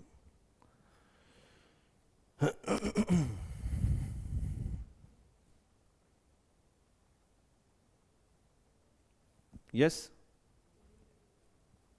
अब अगेन जब हम एमीटर की बात करेंगे तो डायरेक्टली करंट के स्क्वायर के प्रोपोर्शनल है, और जब हम वोल्टमीटर की बात करेंगे तो डिफ्लेक्शन एंगल किसके प्रोपोर्शनल हो जाएगा? आई एम स्क्वायर के। लेकिन I am square, I am को आप कैसे लिख सकते हो? आई एम को आप लिख सकते हो V M upon R. R तो कांस्टेंट हो जाएगा आर एम, तो हम कह सकते हैं कि जो थीटा है वो किसके डायरेक्टली प्रोपोर्शनल है? जो वोल्टेज आप मेजर कर रहे हो उसके स्क्वायर के प्रोपोर्शनल है। तो इस तरीके से वोल्टमीटर के केस में भी आप लिख सकते हो। बट एक छोटा सा अंतर है वोल्टमीटर और एमीटर के कनेक्शन में, जरा ध्यान से देखो। अगर आप एमीटर की बात करो तो एमीटर के केस में जो लॉस हो रहा है वो कितना हो रहा है? आई स्क्वायर आर एम। यहां भी चलो इसको RM ही मान लेते हैं, ठीक है। और वोल्टमीटर के केस में कितना हो रहा है? वोल्टमीटर के केस में हो रहा है लॉस V² अपॉन RM या VM² RM, एक ही बात है। अब ध्यान से देखो, हम चाहते हैं कि हमारा जो मीटर है उसमें लॉस कम से कम हो, तो सेम करंट मेजर करने के लिए RM की वैल्यू कम से कम होनी चाहिए। RM की वैल्यू क्या होगी? रो L अपॉन A। RM की वैल्यू कम हो इसका मतलब इसकी लेंथ कम हो, रो को तो चेंज नहीं कर सकते, ये तो मटेरियल का है रेजिस्टिविटी, और A ज्यादा से ज्यादा हो। लेंथ कम होने के लिए क्या होना चाहिए? नंबर ऑफ टर्न्स कम होने चाहिए। नंबर ऑफ टर्न्स, कॉइल में जो नंबर ऑफ टर्न्स हो वो कम हो, तो उसकी लेंथ कम होगी तार की। और क्रॉस सेक्शनल एरिया क्या होना चाहिए? ज्यादा होना चाहिए। तो थिक वायर हम यूज करेंगे, कॉइल बनाने के लिए थिक वायर यूज करेंगे। नंबर ऑफ टर्न्स कम होंगे और थिक वायर यूज करेंगे। किसके लिए? एमीटर के लिए। वोल्ट मीटर के लिए क्या करेंगे? पावर लॉस कम से कम हो, इसका मतलब मीजरिंग इंस्ट्रूमेंट का जो रेजिस्टेंस है वो ज्यादा से ज्यादा हो। RM क्या है? रो L अपॉन A। RM ज्यादा से ज्यादा हो, इसके लिए जरूरी है कि L कम हो और A ज्यादा हो। L कम होने का मतलब क्या है? कि नंबर ऑफ टर्न्स कम होंगे और थिन वायर यूज करेंगे। सॉरी, अच्छा ये मैंने उल्टा लगा दिया। R ज्यादा हो इसके लिए A को कम होना पड़ेगा, तो पतला तार आप यूज करेंगे, थिन वायर आप यूज करेंगे। तो इस बात का ध्यान रखना, MI इंस्ट्रूमेंट्स में अगर हम एमीटर का कंस्ट्रक्शन कर रहे हैं तो उसमें जो कॉइल हम यूज कर रहे हैं उसमें नंबर ऑफ टर्न्स क्या होंगे? कम होंगे। सीरीज में कनेक्ट कर रहे हैं, कम रेजिस्टेंस होना चाहिए, और वायर की जो थिकनेस है वो क्या होगी? ज्यादा होगी, ठीक है। और अगर हम वोल्टमीटर की बात करें तो रेजिस्टेंस ज्यादा से ज्यादा होना चाहिए। रेजिस्टेंस ज्यादा कब होगा? जब नंबर ऑफ टर्न्स क्या हो जाएं? सॉरी, कुछ गड़बड़ कर दिया क्या? उल्टा कर दिया यार, रुक जाओ एक सेकेंड। नंबर ऑफ लेंथ ज्यादा, एक्चुअली RM ज्यादा होने के लिए L ज्यादा होना चाहिए, A कम होना चाहिए। RM कम होने के, यहां तो सही है, ठीक है। तो L ज्यादा होना चाहिए मतलब नंबर ऑफ टर्न्स ज्यादा होने चाहिए और थिन वायर होना चाहिए, उल्टा होना चाहिए, ठीक है। तो ये आपको यहां देखने को भी मिल जाएगा। अगर आप AC एमीटर की बात करोगे तो नंबर ऑफ टर्न्स कम होंगे और थिक वायर यूज करेंगे, और अगर वोल्ट मीटर की बात करोगे तो नंबर ऑफ टर्न्स ज्यादा होंगे और थिन क्रॉस सेक्शन हम वायर का यूज करेंगे। आई होप मेरी बात समझ में आ रही है, ठीक है। चलिए, तो ये तो जनरल वर्किंग प्रिंसिपल की बात थी। अब हम बात करते हैं जिस तरीके से हम PMMC इंस्ट्रूमेंट्स में रेंज को एक्सटेंड करने की बात कर रहे थे, उस तरीके से हम अपने मूविंग आयरन इंस्ट्रूमेंट में रेंज को कैसे हम एक्सटेंड कर सकते हैं। अब जरा ध्यान से देखो, मूविंग आयरन इंस्ट्रूमेंट में हम AC और DC दोनों पे काम कर रहे हैं, ठीक है। तो यहां पर आप इंडक्टेंस को इग्नोर नहीं कर पाओगे। यहां पर आप इंडक्टेंस को इग्नोर नहीं करोगे तो यहां पर जो आपको मीटर का सर्किट मिलेगा वो कुछ इस तरीके से मिलेगा। इसमें मीटर का अपना रेजिस्टेंस और इंडक्टेंस तो होगा ही। ये है मीटर का RM और LM, इंस्ट्रूमेंट का अपना रेजिस्टेंस और इंडक्टेंस। और रेंज को एक्सटेंड करने के लिए हम क्या कर रहे हैं? एमीटर की हम बात कर रहे हैं। ध्यान से देखो, हमने इसके शंट में एक ऐसा एलिमेंट लगाया है जिसका अपना एक शंट रेजिस्टेंस है और शंट इंडक्टेंस है, ठीक है। तो कुछ इस तरीके का है, ध्यान से देखो, मैं फिर से बना देता हूं अगर आपको विजिबल नहीं है तो। ये है आपका मीटर, ठीक है। मीटर का अपना कुछ रेजिस्टेंस है और कुछ इंडक्टेंस है, और इसके मैंने शंट में एक एलिमेंट लगाया जिसका अपना कुछ इंडक्टेंस और रेजिस्टेंस है। और चूंकि शंट में है तो मैं इसको RSH और LSH बोल दूंगा। यस और नो? तो मान लेते हैं कि अब जो टोटल करंट है वो I है, यहां पर करंट जो फ्लो कर रही है वो IM है, और इस शंट में जो करंट फ्लो कर रही है वो ISH है। अब जरा ध्यान से देखो, लॉजिक वही वाला है जो हमने पीएमएमसी में अप्लाई किया था। अगर शंट में लगा है तो दोनों के क्रॉस वोल्टेज सेम होना चाहिए। तो हम कैसे लिख सकते हैं, जरा ध्यान से देखो।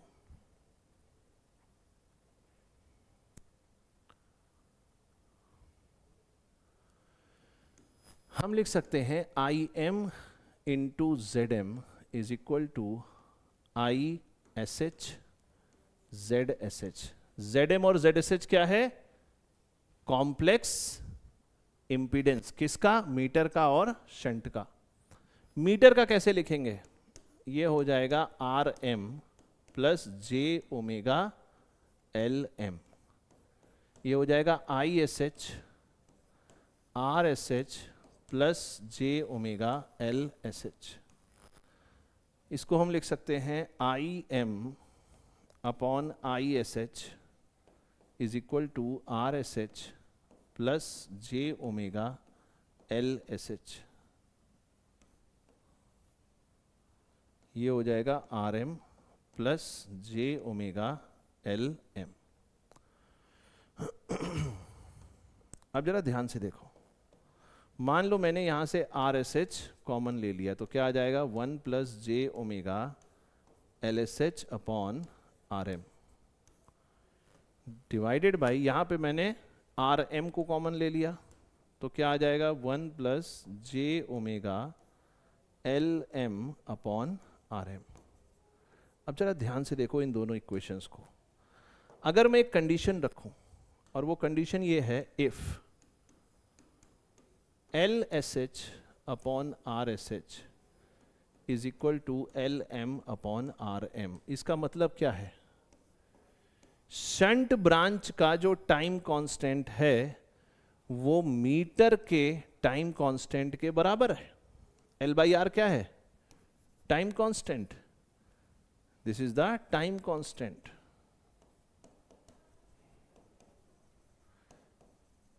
तो इस केस में क्या हो जाएगा?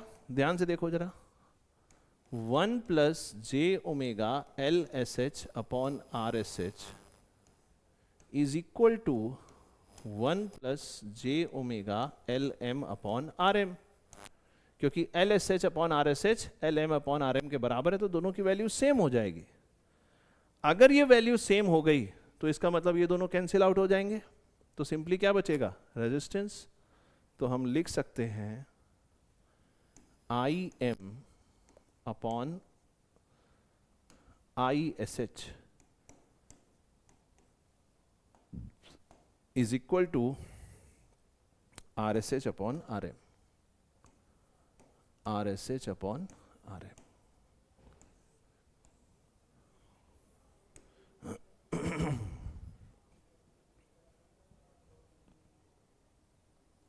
इसको जरा नोट कर लो।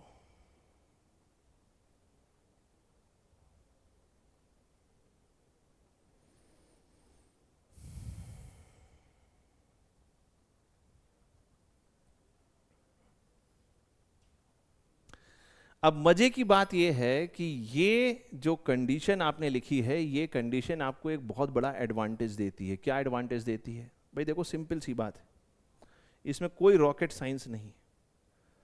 आप मानो कि आप जेड एम को कैसे लिख रहे हो? Are M plus J omega L M. आप शंट इंपीडेंस को कैसे लिख रहे हो? Are S H plus J omega L S H. कहने का मतलब ये है, अगर फ्रीक्वेंसी चेंज होती है तो x क्या है? Omega L. वो चाहे मीटर का हो चाहे वो शंट का हो, वो चेंज होगा। मान लो फ्रीक्वेंसी बढ़ रही है तो ये भी बढ़ेगा, यस और नो। और ये अगर बढ़ेगा तो आप कह सकते हो कि आई एम और आई एस एच क्या करेंगे? चेंज होंगे। मतलब आपको सही रीडिंग नहीं मिलेगी। इसी को हम बोलते हैं फ्रीक्वेंसी एरर। इसी को हम बोलते हैं फ्रीक्वेंसी एरर। और फ्रीक्वेंसी एरर को हमने दूर कैसे किया? अगर दोनों का टाइम कांस्टेंट बराबर है, अगर ये कंडीशन मिल रही है तो फ्रीक्वेंसी एरर को हम दूर कर सकते हैं। फ्रीक्वेंसी के चेंज होने का हमारे करंट के मेजरमेंट पे कोई प्रभाव नहीं पड़ेगा। Frequency error is removed. Frequency error is removed. I hope आपको मेरी बात समझ में आ रही होगी।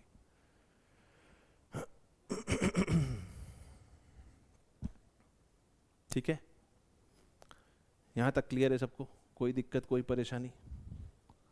इसमें कोई प्रॉब्लम नहीं होनी चाहिए।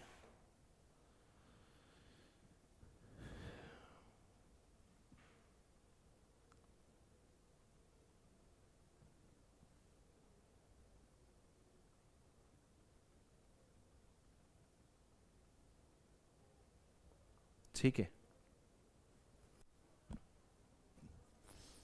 चलिए ये तो हमने बात करी एमीटर के बारे में। अब वोल्ट मीटर की रेंज कैसे बढ़ाएंगे जरा इसको भी देखते हैं। देखो, अच्छा एमीटर के बारे में बात कर लेते हैं। जब सप्लाई की फ्रीक्वेंसी चेंज करेगी, एमीटर और शंट रिएक्टेंस चेंज होंगे, तो करंट डिवीजन भी चेंज होगा और गलत वैल्यू आएगी, जिसको हम फ्रीक्वेंसी एरर कह रहे हैं। और फ्रीक्वेंसी एरर को हम दूर कैसे कर रहे हैं? The shunt time constant is made equal to the time constant of the meter. मतलब LSH अपॉन RSH, L/R दोनों का सेम होना चाहिए, L/R का रेशियो। ठीक है, बट प्रॉब्लम ये है कि ये जो फ्रीक्वेंसी कंपनसेशन है ये बहुत फिक्स्ड रेंज ऑफ फ्रीक्वेंसी का ही काम करती है, ऐसा नहीं सबके लिए काम करेगी। और यही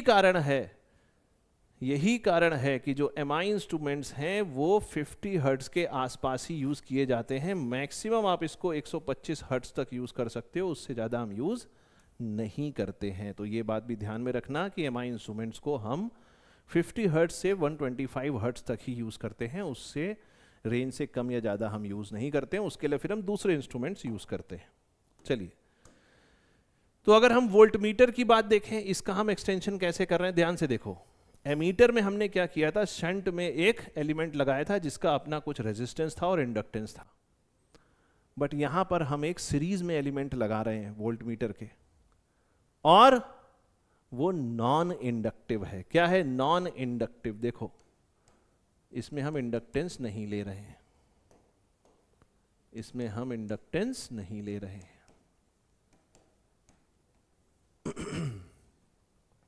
a non inductive resistance RSE, ऐसी मतलब सीरीज में कनेक्ट कर रहे हैं, किसके? मीटर के। अब जरा ध्यान से देखो, समस्या क्या है। अगर हमने मीटर के पैरेलल में कैपेसिटर कनेक्ट किया तो हमें रेजोनेंस की वजह से क्या मिलेगा? ऑसिलेशंस मिलेंगे। इसलिए हम पैरेलल में मीटर के कैपेसिटर को कनेक्ट नहीं कर रहे हैं, पहली बात। अगर हमने कैपेसिटर मीटर के सीरीज में कनेक्ट कर दिया तो सीरीज रेजोनेंस होगा, और इसकी वजह से क्या होगा? बहुत ज्यादा करंट आ जाएगी, और ज्यादा करंट आने से मीटर डैमेज भी हो सकता है। इसको नोट कर लेना, बहुत इंपॉर्टेंट है। लेकिन हम चाहते हैं कि हमारा जो वोल्ट मीटर है उसका हम रेंज तो एक्सटेंड कर लिया हमने सीरीज में लगाकर, लेकिन उसमें फ्रीक्वेंसी की वजह से जो एरर आ रही थी वो एरर ना हो। तो उसके लिए हम क्या करते हैं, जरा ध्यान से देखो। उसके लिए हम क्या करते हैं,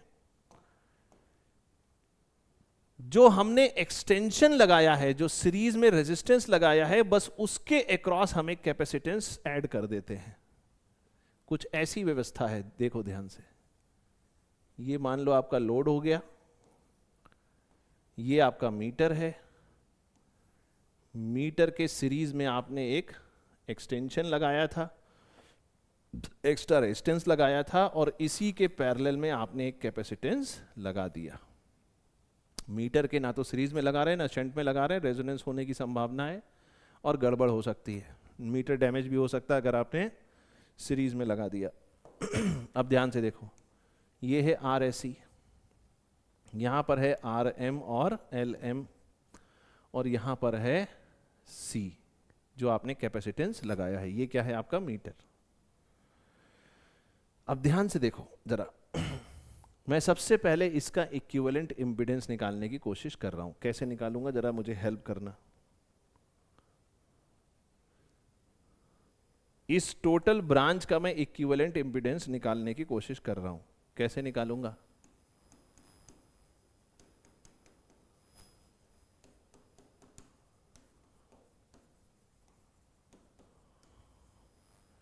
क्या हो जाएगा बताओ जरा?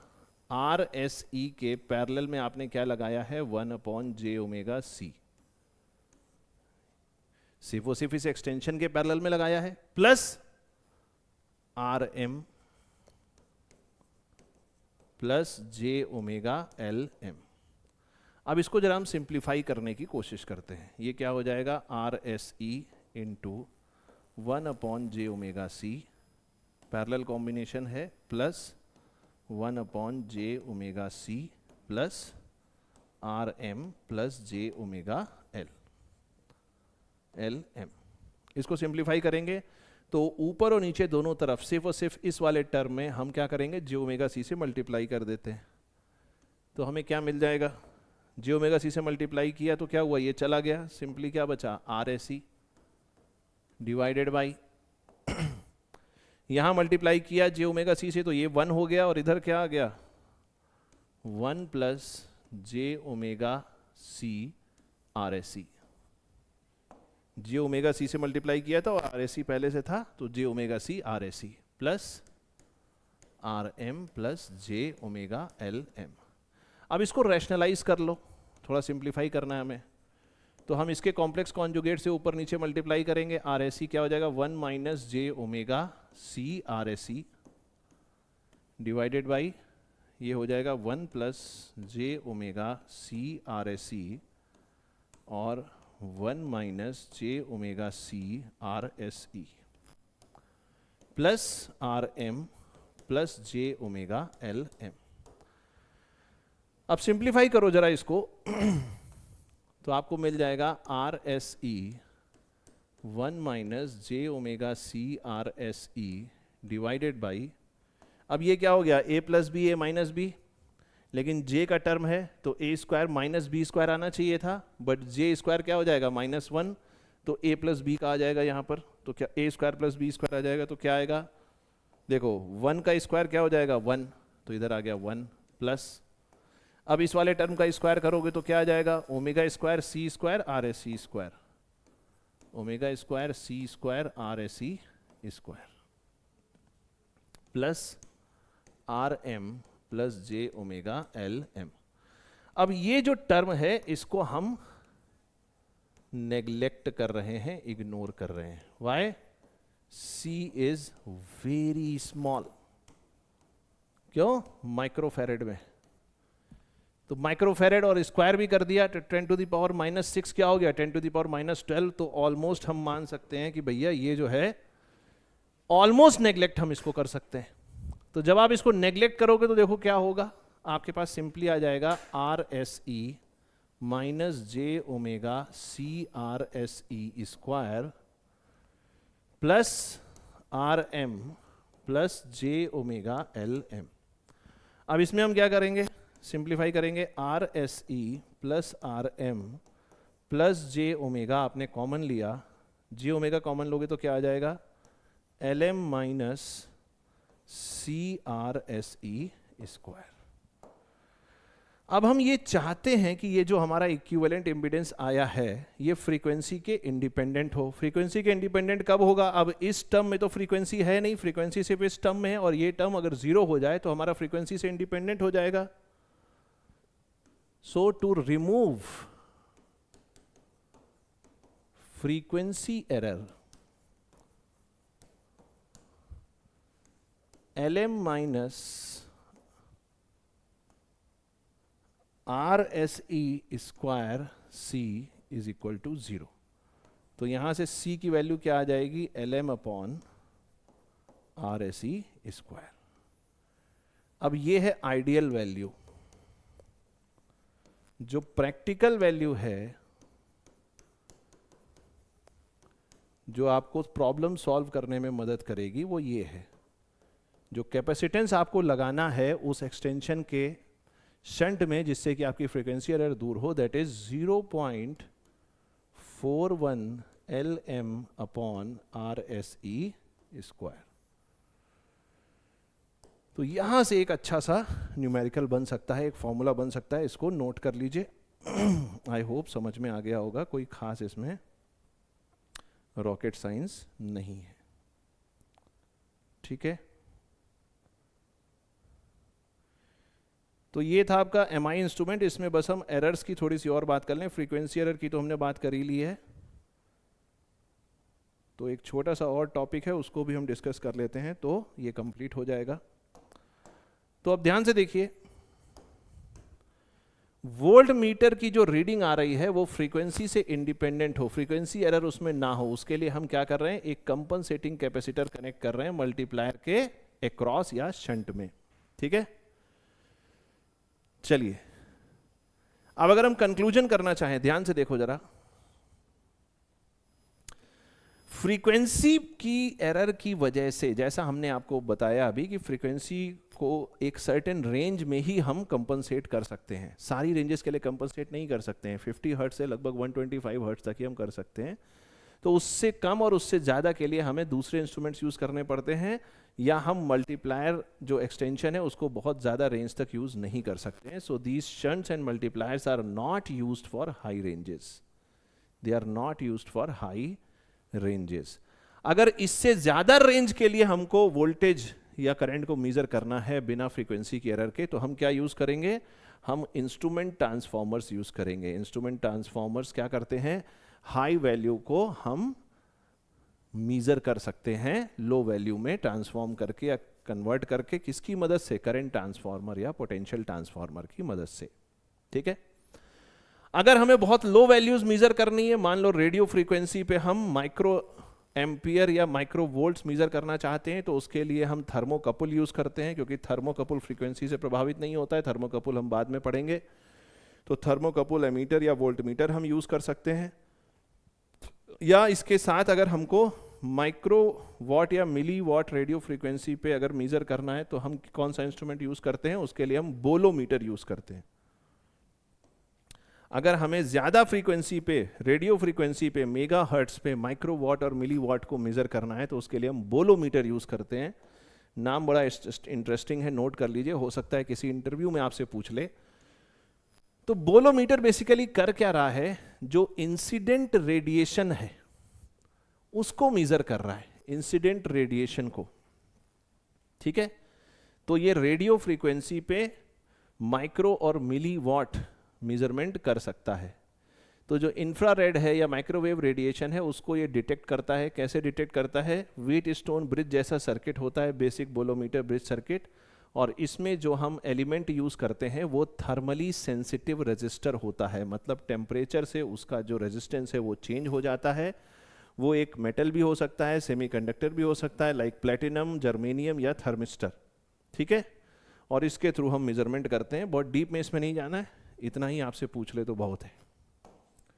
चलिए अब अगर हम MI इंस्ट्रूमेंट में एरर्स की बात करें, तो सबसे पहले हम फ्रिक्शनल एरर की बात करते हैं। देखो, अगर आप PMMC और MI इंस्ट्रूमेंट्स को कंपेयर करो, ध्यान से देखो, फ्रिक्शनल एरर,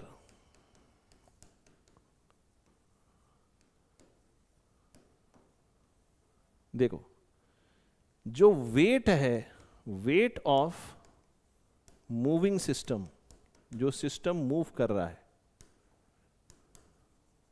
ठीक है, वो MI इंस्ट्रूमेंट्स में कंपैरेटिवली कम होता है in comparison to PMMC instruments. लेकिन मजे की बात यह है कि जो टॉर्क है, टॉर्क टू वेट रेशियो है, ये PMMC का ज्यादा होता है in comparison to moving iron instrument. तो फ्रिक्शनल एरर PMMC के कंपैरिजन में MI में ज्यादा होती है, जबकि मूविंग सिस्टम का MI का जो वेट है वो कम होता है, बट फिर भी so compare to PMMC instruments, weight of the moving system is less. Frictional error is less due to the presence of weak magnetic field, that is the torque to weight ratio is less compared to moving coil. तो मतलब अगर आप moving system के wait के हिसाब से देखें तो PMMC से कम एरर होगी MI में, बट क्या है कि वीक मैग्नेटिक फील्ड होने की वजह से जो इसका टॉर्क टू वेट रेशियो है वो कम होता है, उसमें ज्यादा टॉर्क जनरेट होता है PMMC में, इसमें कम जनरेट होता है, जिस वजह से torque to weight ratio PMMC के कंपैरिजन में कम हो जाता है। तो आप कह सकते हैं कि सेंसिटिविटी कम हो जाती है, पावर कंजम्पशन ज़्यादा हो जाता है, एरर ज़्यादा हो जाता है और एक्यूरेसी कम होती है। किसके कंपैरिजन में? पीएमएमसी के कंपैरिजन में। फ्रीक्वेंसी एरर की हम बात कर चुके हैं। जब सप्लाई फ्रीक्वेंसी चेंज करती है तो मीटर का और जो शंट या हम जो भी एलिमेंट यूज़ कर रहे हैं उसका रिएक्टेंस चेंज होता है, तो डेफिनेटली करंट मेजरमेंट में डिफ़िकल्टी आती है। तो इस वजह से हम क्या करते हैं, जब हम एमीटर की बात करते हैं, ये देखो एमीटर की बात कर रहा है, तो शंट ब्रांच का टाइम कांस्टेंट मीटर के टाइम कांस्टेंट के बराबर होता है, यानी LSH अपॉन RSH। इसके ऊपर क्वेश्चन आ सकता है, LM अपॉन RM, ठीक है। और जब हम वोल्टमीटर की बात करते हैं तो इसमें हम क्या करते हैं, एक कंपनसेटिंग कैपेसिटेंस किसके अक्रॉस लगाते हैं, जो सीरीज में एक्सटेंशन लगाया है उसके अक्रॉस। उसकी वैल्यू कितनी होती है, 0.41 LM upon RSE square, 0.41 LM upon RSE square. इन दोनों फॉर्मूले से किसी ना किसी पे क्वेश्चन पूछा जा सकता है या डायरेक्टली भी पूछा जा सकता है। इलेक्ट्रोमैग्नेटिक फील्ड की बात करें, इलेक्ट्रोमैग्नेटिक फील्ड क्या होती है, हमने पहले भी पीएमएमसी के टाइम पे डिस्कस किया था कि हमारे इंस्ट्रूमेंट के आसपास बहुत सारी ऐसी चीजें हो सकती हैं जिनकी खुद की अपनी मैग्नेटिक फील्ड हो। अब पीएमएमसी में इलेक्ट्रोमैग्नेटिक फील्ड की एरर नहीं हो रही थी, क्यों? क्योंकि ऑलरेडी इंस्ट्रूमेंट के अंदर बहुत स्ट्रॉन्ग मैग्नेटिक फील्ड है, तो आसपास की छोटी मोटी फील्ड से वो प्रभावित नहीं होता, इसीलिए वहां पर आयरन शील्डिंग की भी जरूरत नहीं थी। लेकिन मूविंग आयरन इंस्ट्रूमेंट में क्या हो रहा है, वीक मैग्नेटिक फील्ड है, और वीक मैग्नेटिक फील्ड होने की वजह से आसपास के इंस्ट्रूमेंट्स या और चीज़ों की वजह से जो मैग्नेटिक फील्ड है वो इसकी मैग्नेटिक फील्ड या फ्लक्स को आसानी से इफेक्ट कर सकती है और इस वजह से आपको एरर मिल सकती है। और इसको रोकने के लिए हम क्या करते हैं, मूविंग आयरन इंस्ट्रूमेंट्स में आयरन शील्डिंग यूज करते हैं। Hence iron shielding is required for MI instruments. Temperature error की बात करें तो टेम्परेचर एरर को हम कम करने के लिए क्या करते हैं, स्वैम्पिंग रेजिस्टेंस यूज करते हैं। यस और नो? स्वैम्पिंग रेजिस्टेंस यूज करते हैं। और साथ ही साथ हम जो एमीटर या वोल्टमीटर यूज कर रहे हैं उसको बनाने के लिए जिस मटेरियल का हम यूज करते हैं, मेटल का यूज कर रहे हैं, वो हम कॉन्स्टेंटीन का यूज करते हैं जो टेम्परेचर से कम प्रभावित होता है। फिर हम बात करते हैं हिस्टेरेसिस और एडी करंट लॉसेस की, ये बड़ा इंपॉर्टेंट है। अब ध्यान से सुनो, मूविंग आयरन इंस्ट्रूमेंट में आप क्या यूज कर रहे हो, सॉफ्ट आयरन, जो कि एक मैग्नेटिक मटेरियल है। अगर मैग्नेटिक मटेरियल है तो डेफिनेटली उसमें हिस्टेरेसिस लॉस ज्यादा होगा, एडी करंट लॉस भी ज्यादा होगा। यस और नो? हिस्टेरेसिस लॉस की हम बात कर चुके हैं, चलो एडी करंट लॉस के बारे में हम जरा बात करते हैं।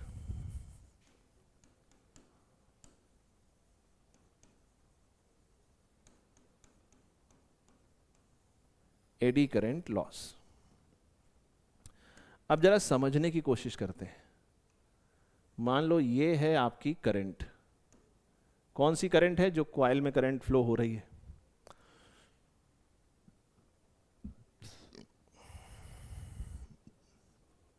यस और नो?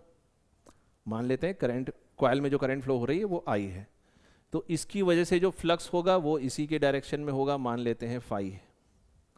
अब ध्यान से देखना,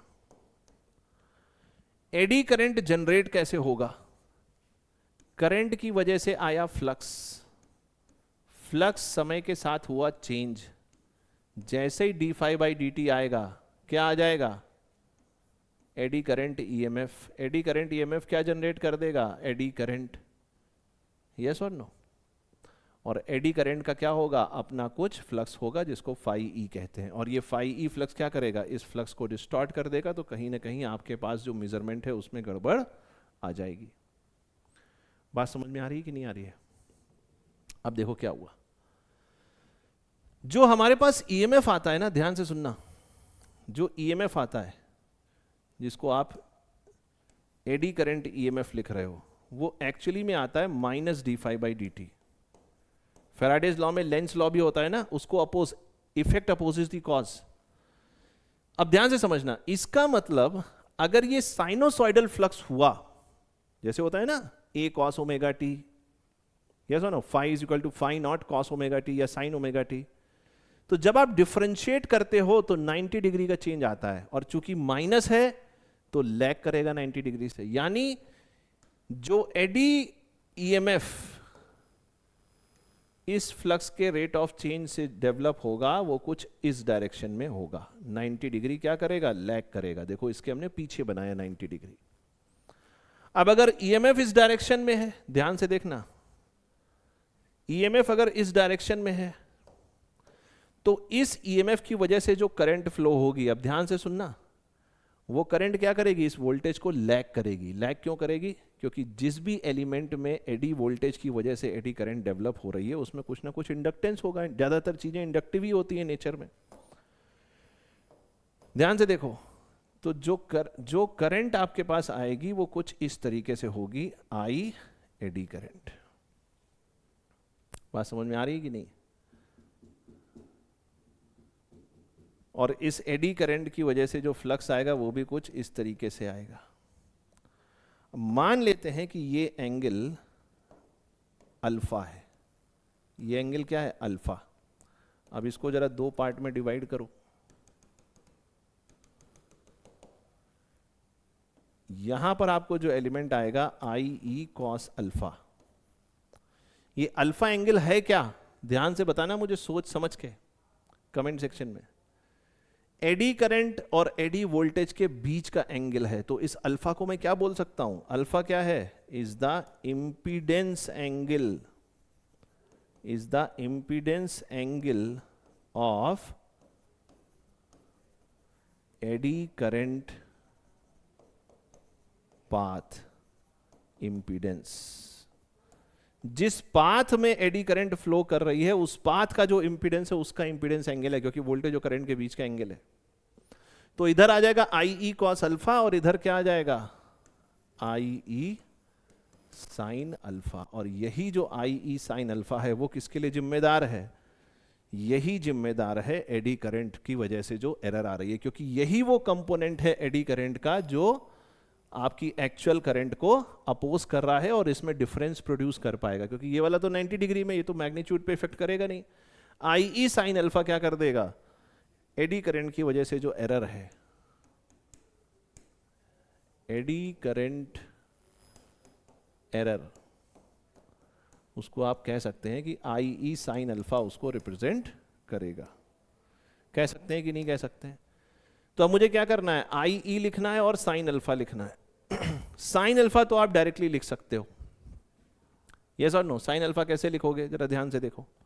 साइन अल्फा क्या हो जाएगा, इंपीडेंस एंगल लिखना है। जैसे मान लो ये हो गया आर ई, ये हो गया ओमेगा एल ई। आर ई क्या है, जिस पाथ पे एडी करंट फ्लो कर रही है उसका रेजिस्टेंस, और एल ई क्या है, जिस पाथ पे एडी करंट फ्लो कर रही है उसका इंडक्टेंस।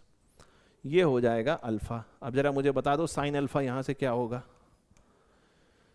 साइन अल्फा हो जाएगा omega L E divided by, ये हो जाएगा Z E under root R E square plus omega L E whole square. लिख सकते हैं कि नहीं, यस। आई ई कितना हो जाएगा, आई ई हो जाएगा जितना ईएमएफ इंड्यूस हुआ डिवाइडेड बाई टोटल इंपीडेंस, वो हो जाएगा R E square plus omega L E whole square. लिख सकते हैं कि नहीं? अब हमें सिर्फ और सिर्फ इंड्यूस्ड जो एडी ईएमएफ है उसकी वैल्यू पता होनी चाहिए। इंड्यूस्ड एडी ईएमएफ क्या है, ध्यान से देखो।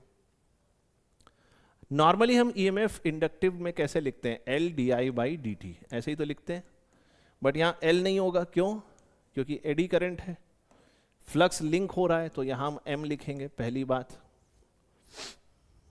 यस और नो, म्यूचुअल इंडक्टेंस वाला आ जाएगा फैक्टर, तो वो पता होनी चाहिए वैल्यू आपको, कितना फ्लक्स लिंक हो रहा है, उसमें क्या म्यूचुअल इंडक्टेंस है। और D I by D T ये जो आ रहा है ना, इसको आप कैसे लिख सकते हो, एम ओमेगा आई ई। आई ई क्या है, ये वो एडी करंट है। अगर कॉस ओमेगा टी है साइन ओमेगा टी है, डिफरेंशिएट करोगे तो ओमेगा बाहर आ जाएगा ना, और ये उसकी आरएमएस वैल्यू हो जाएगी। तो ई को आप कैसे लिख सकते हो, ओमेगा एम आई ई। कितने लोगों को ये बात समझ में आ रही है?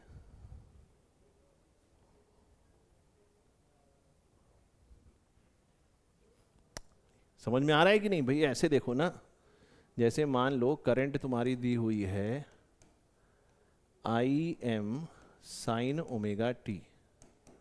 अब मैं आपसे पूछूं D I by D T, तो कैसे लिखते हो? आई एम, ओमेगा बाहर आ जाता है और ये क्या हो जाता है? Cos omega T. यस और नो? तो सिर्फ जो मैग्नीट्यूड है वो ओमेगा से मल्टीप्लाई हो गया और शिफ्ट कितना आया? साइन ओमेगा टी से कॉस ओमेगा टी, मतलब 90 डिग्री का शिफ्ट आ गया। यही तो हुआ ना? तो हमने इसको इस तरीके से लिख दिया। अब हमें क्या करना है? इस इंड्यूस्ड एडी ईएमएफ की वैल्यू को यहां पर रख देना है। तो जरा देखो आई ई साइन अल्फा कितना आ जाएगा, ध्यान से देखना जरा। आई ई साइन अल्फा, इसको हम लिख रहे थे E E upon under root R E square plus omega L E square, ठीक है। और साइन अल्फा क्या था? साइन अल्फा था omega L E upon this, तो ये हो जाएगा omega L E upon this R E square plus omega L E square. अब इसको जरा सिंप्लीफाई कर लो, ई की वैल्यू रख दो। ई की वैल्यू क्या है? ओमेगा एम आई ई, ओमेगा एम आई ई।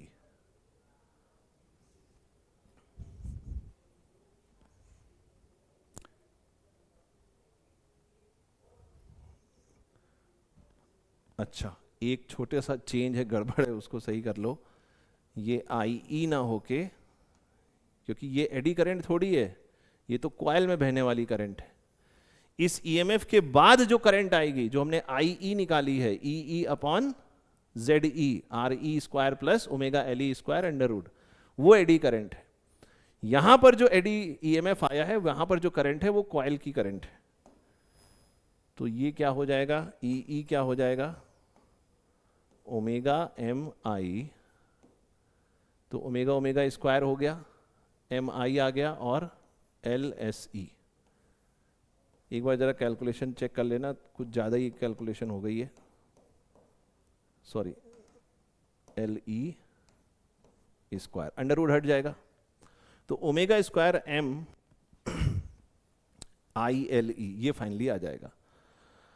अब देखो, इसको आप दो पार्ट में समझ सकते हो। फॉर लो फ्रीक्वेंसीज, अगर हम कम फ्रीक्वेंसी की बात करें तो क्या होगा?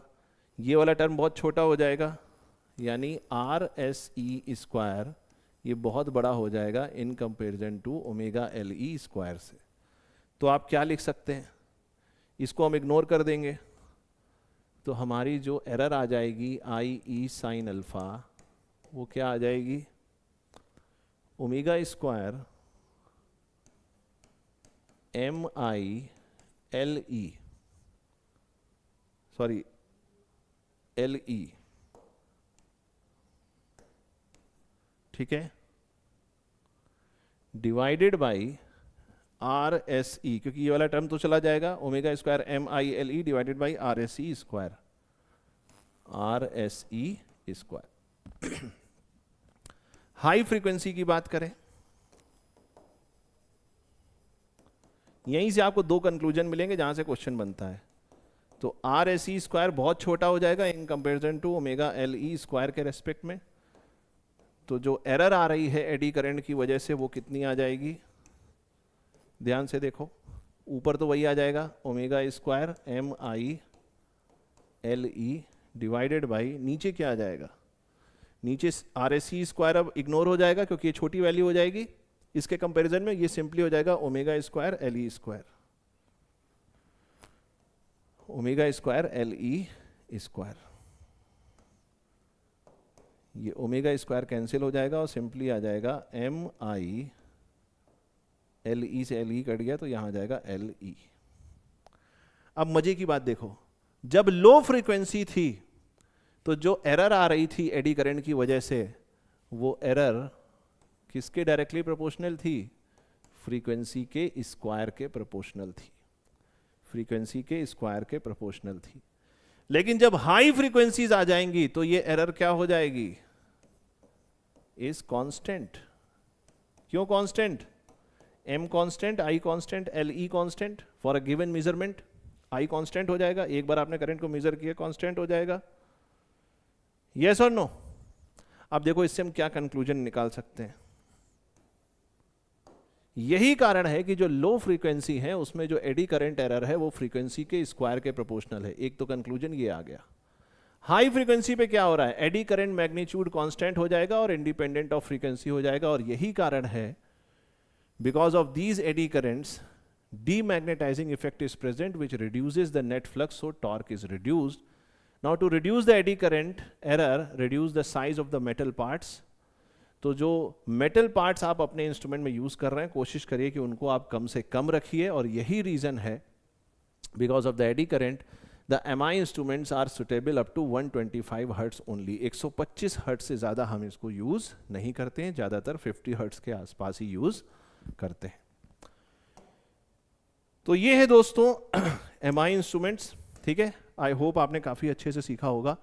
एक बार फिर से मैं आपको बता दूं कि इस वीडियो के कमेंट सेक्शन में आप अपने डाउट्स ज़रूर लिखिए, और दोनों ही चैनल आप ज्वाइन कर लीजिए। ये मेरा पर्सनल टेलीग्राम चैनल है आशु जीना,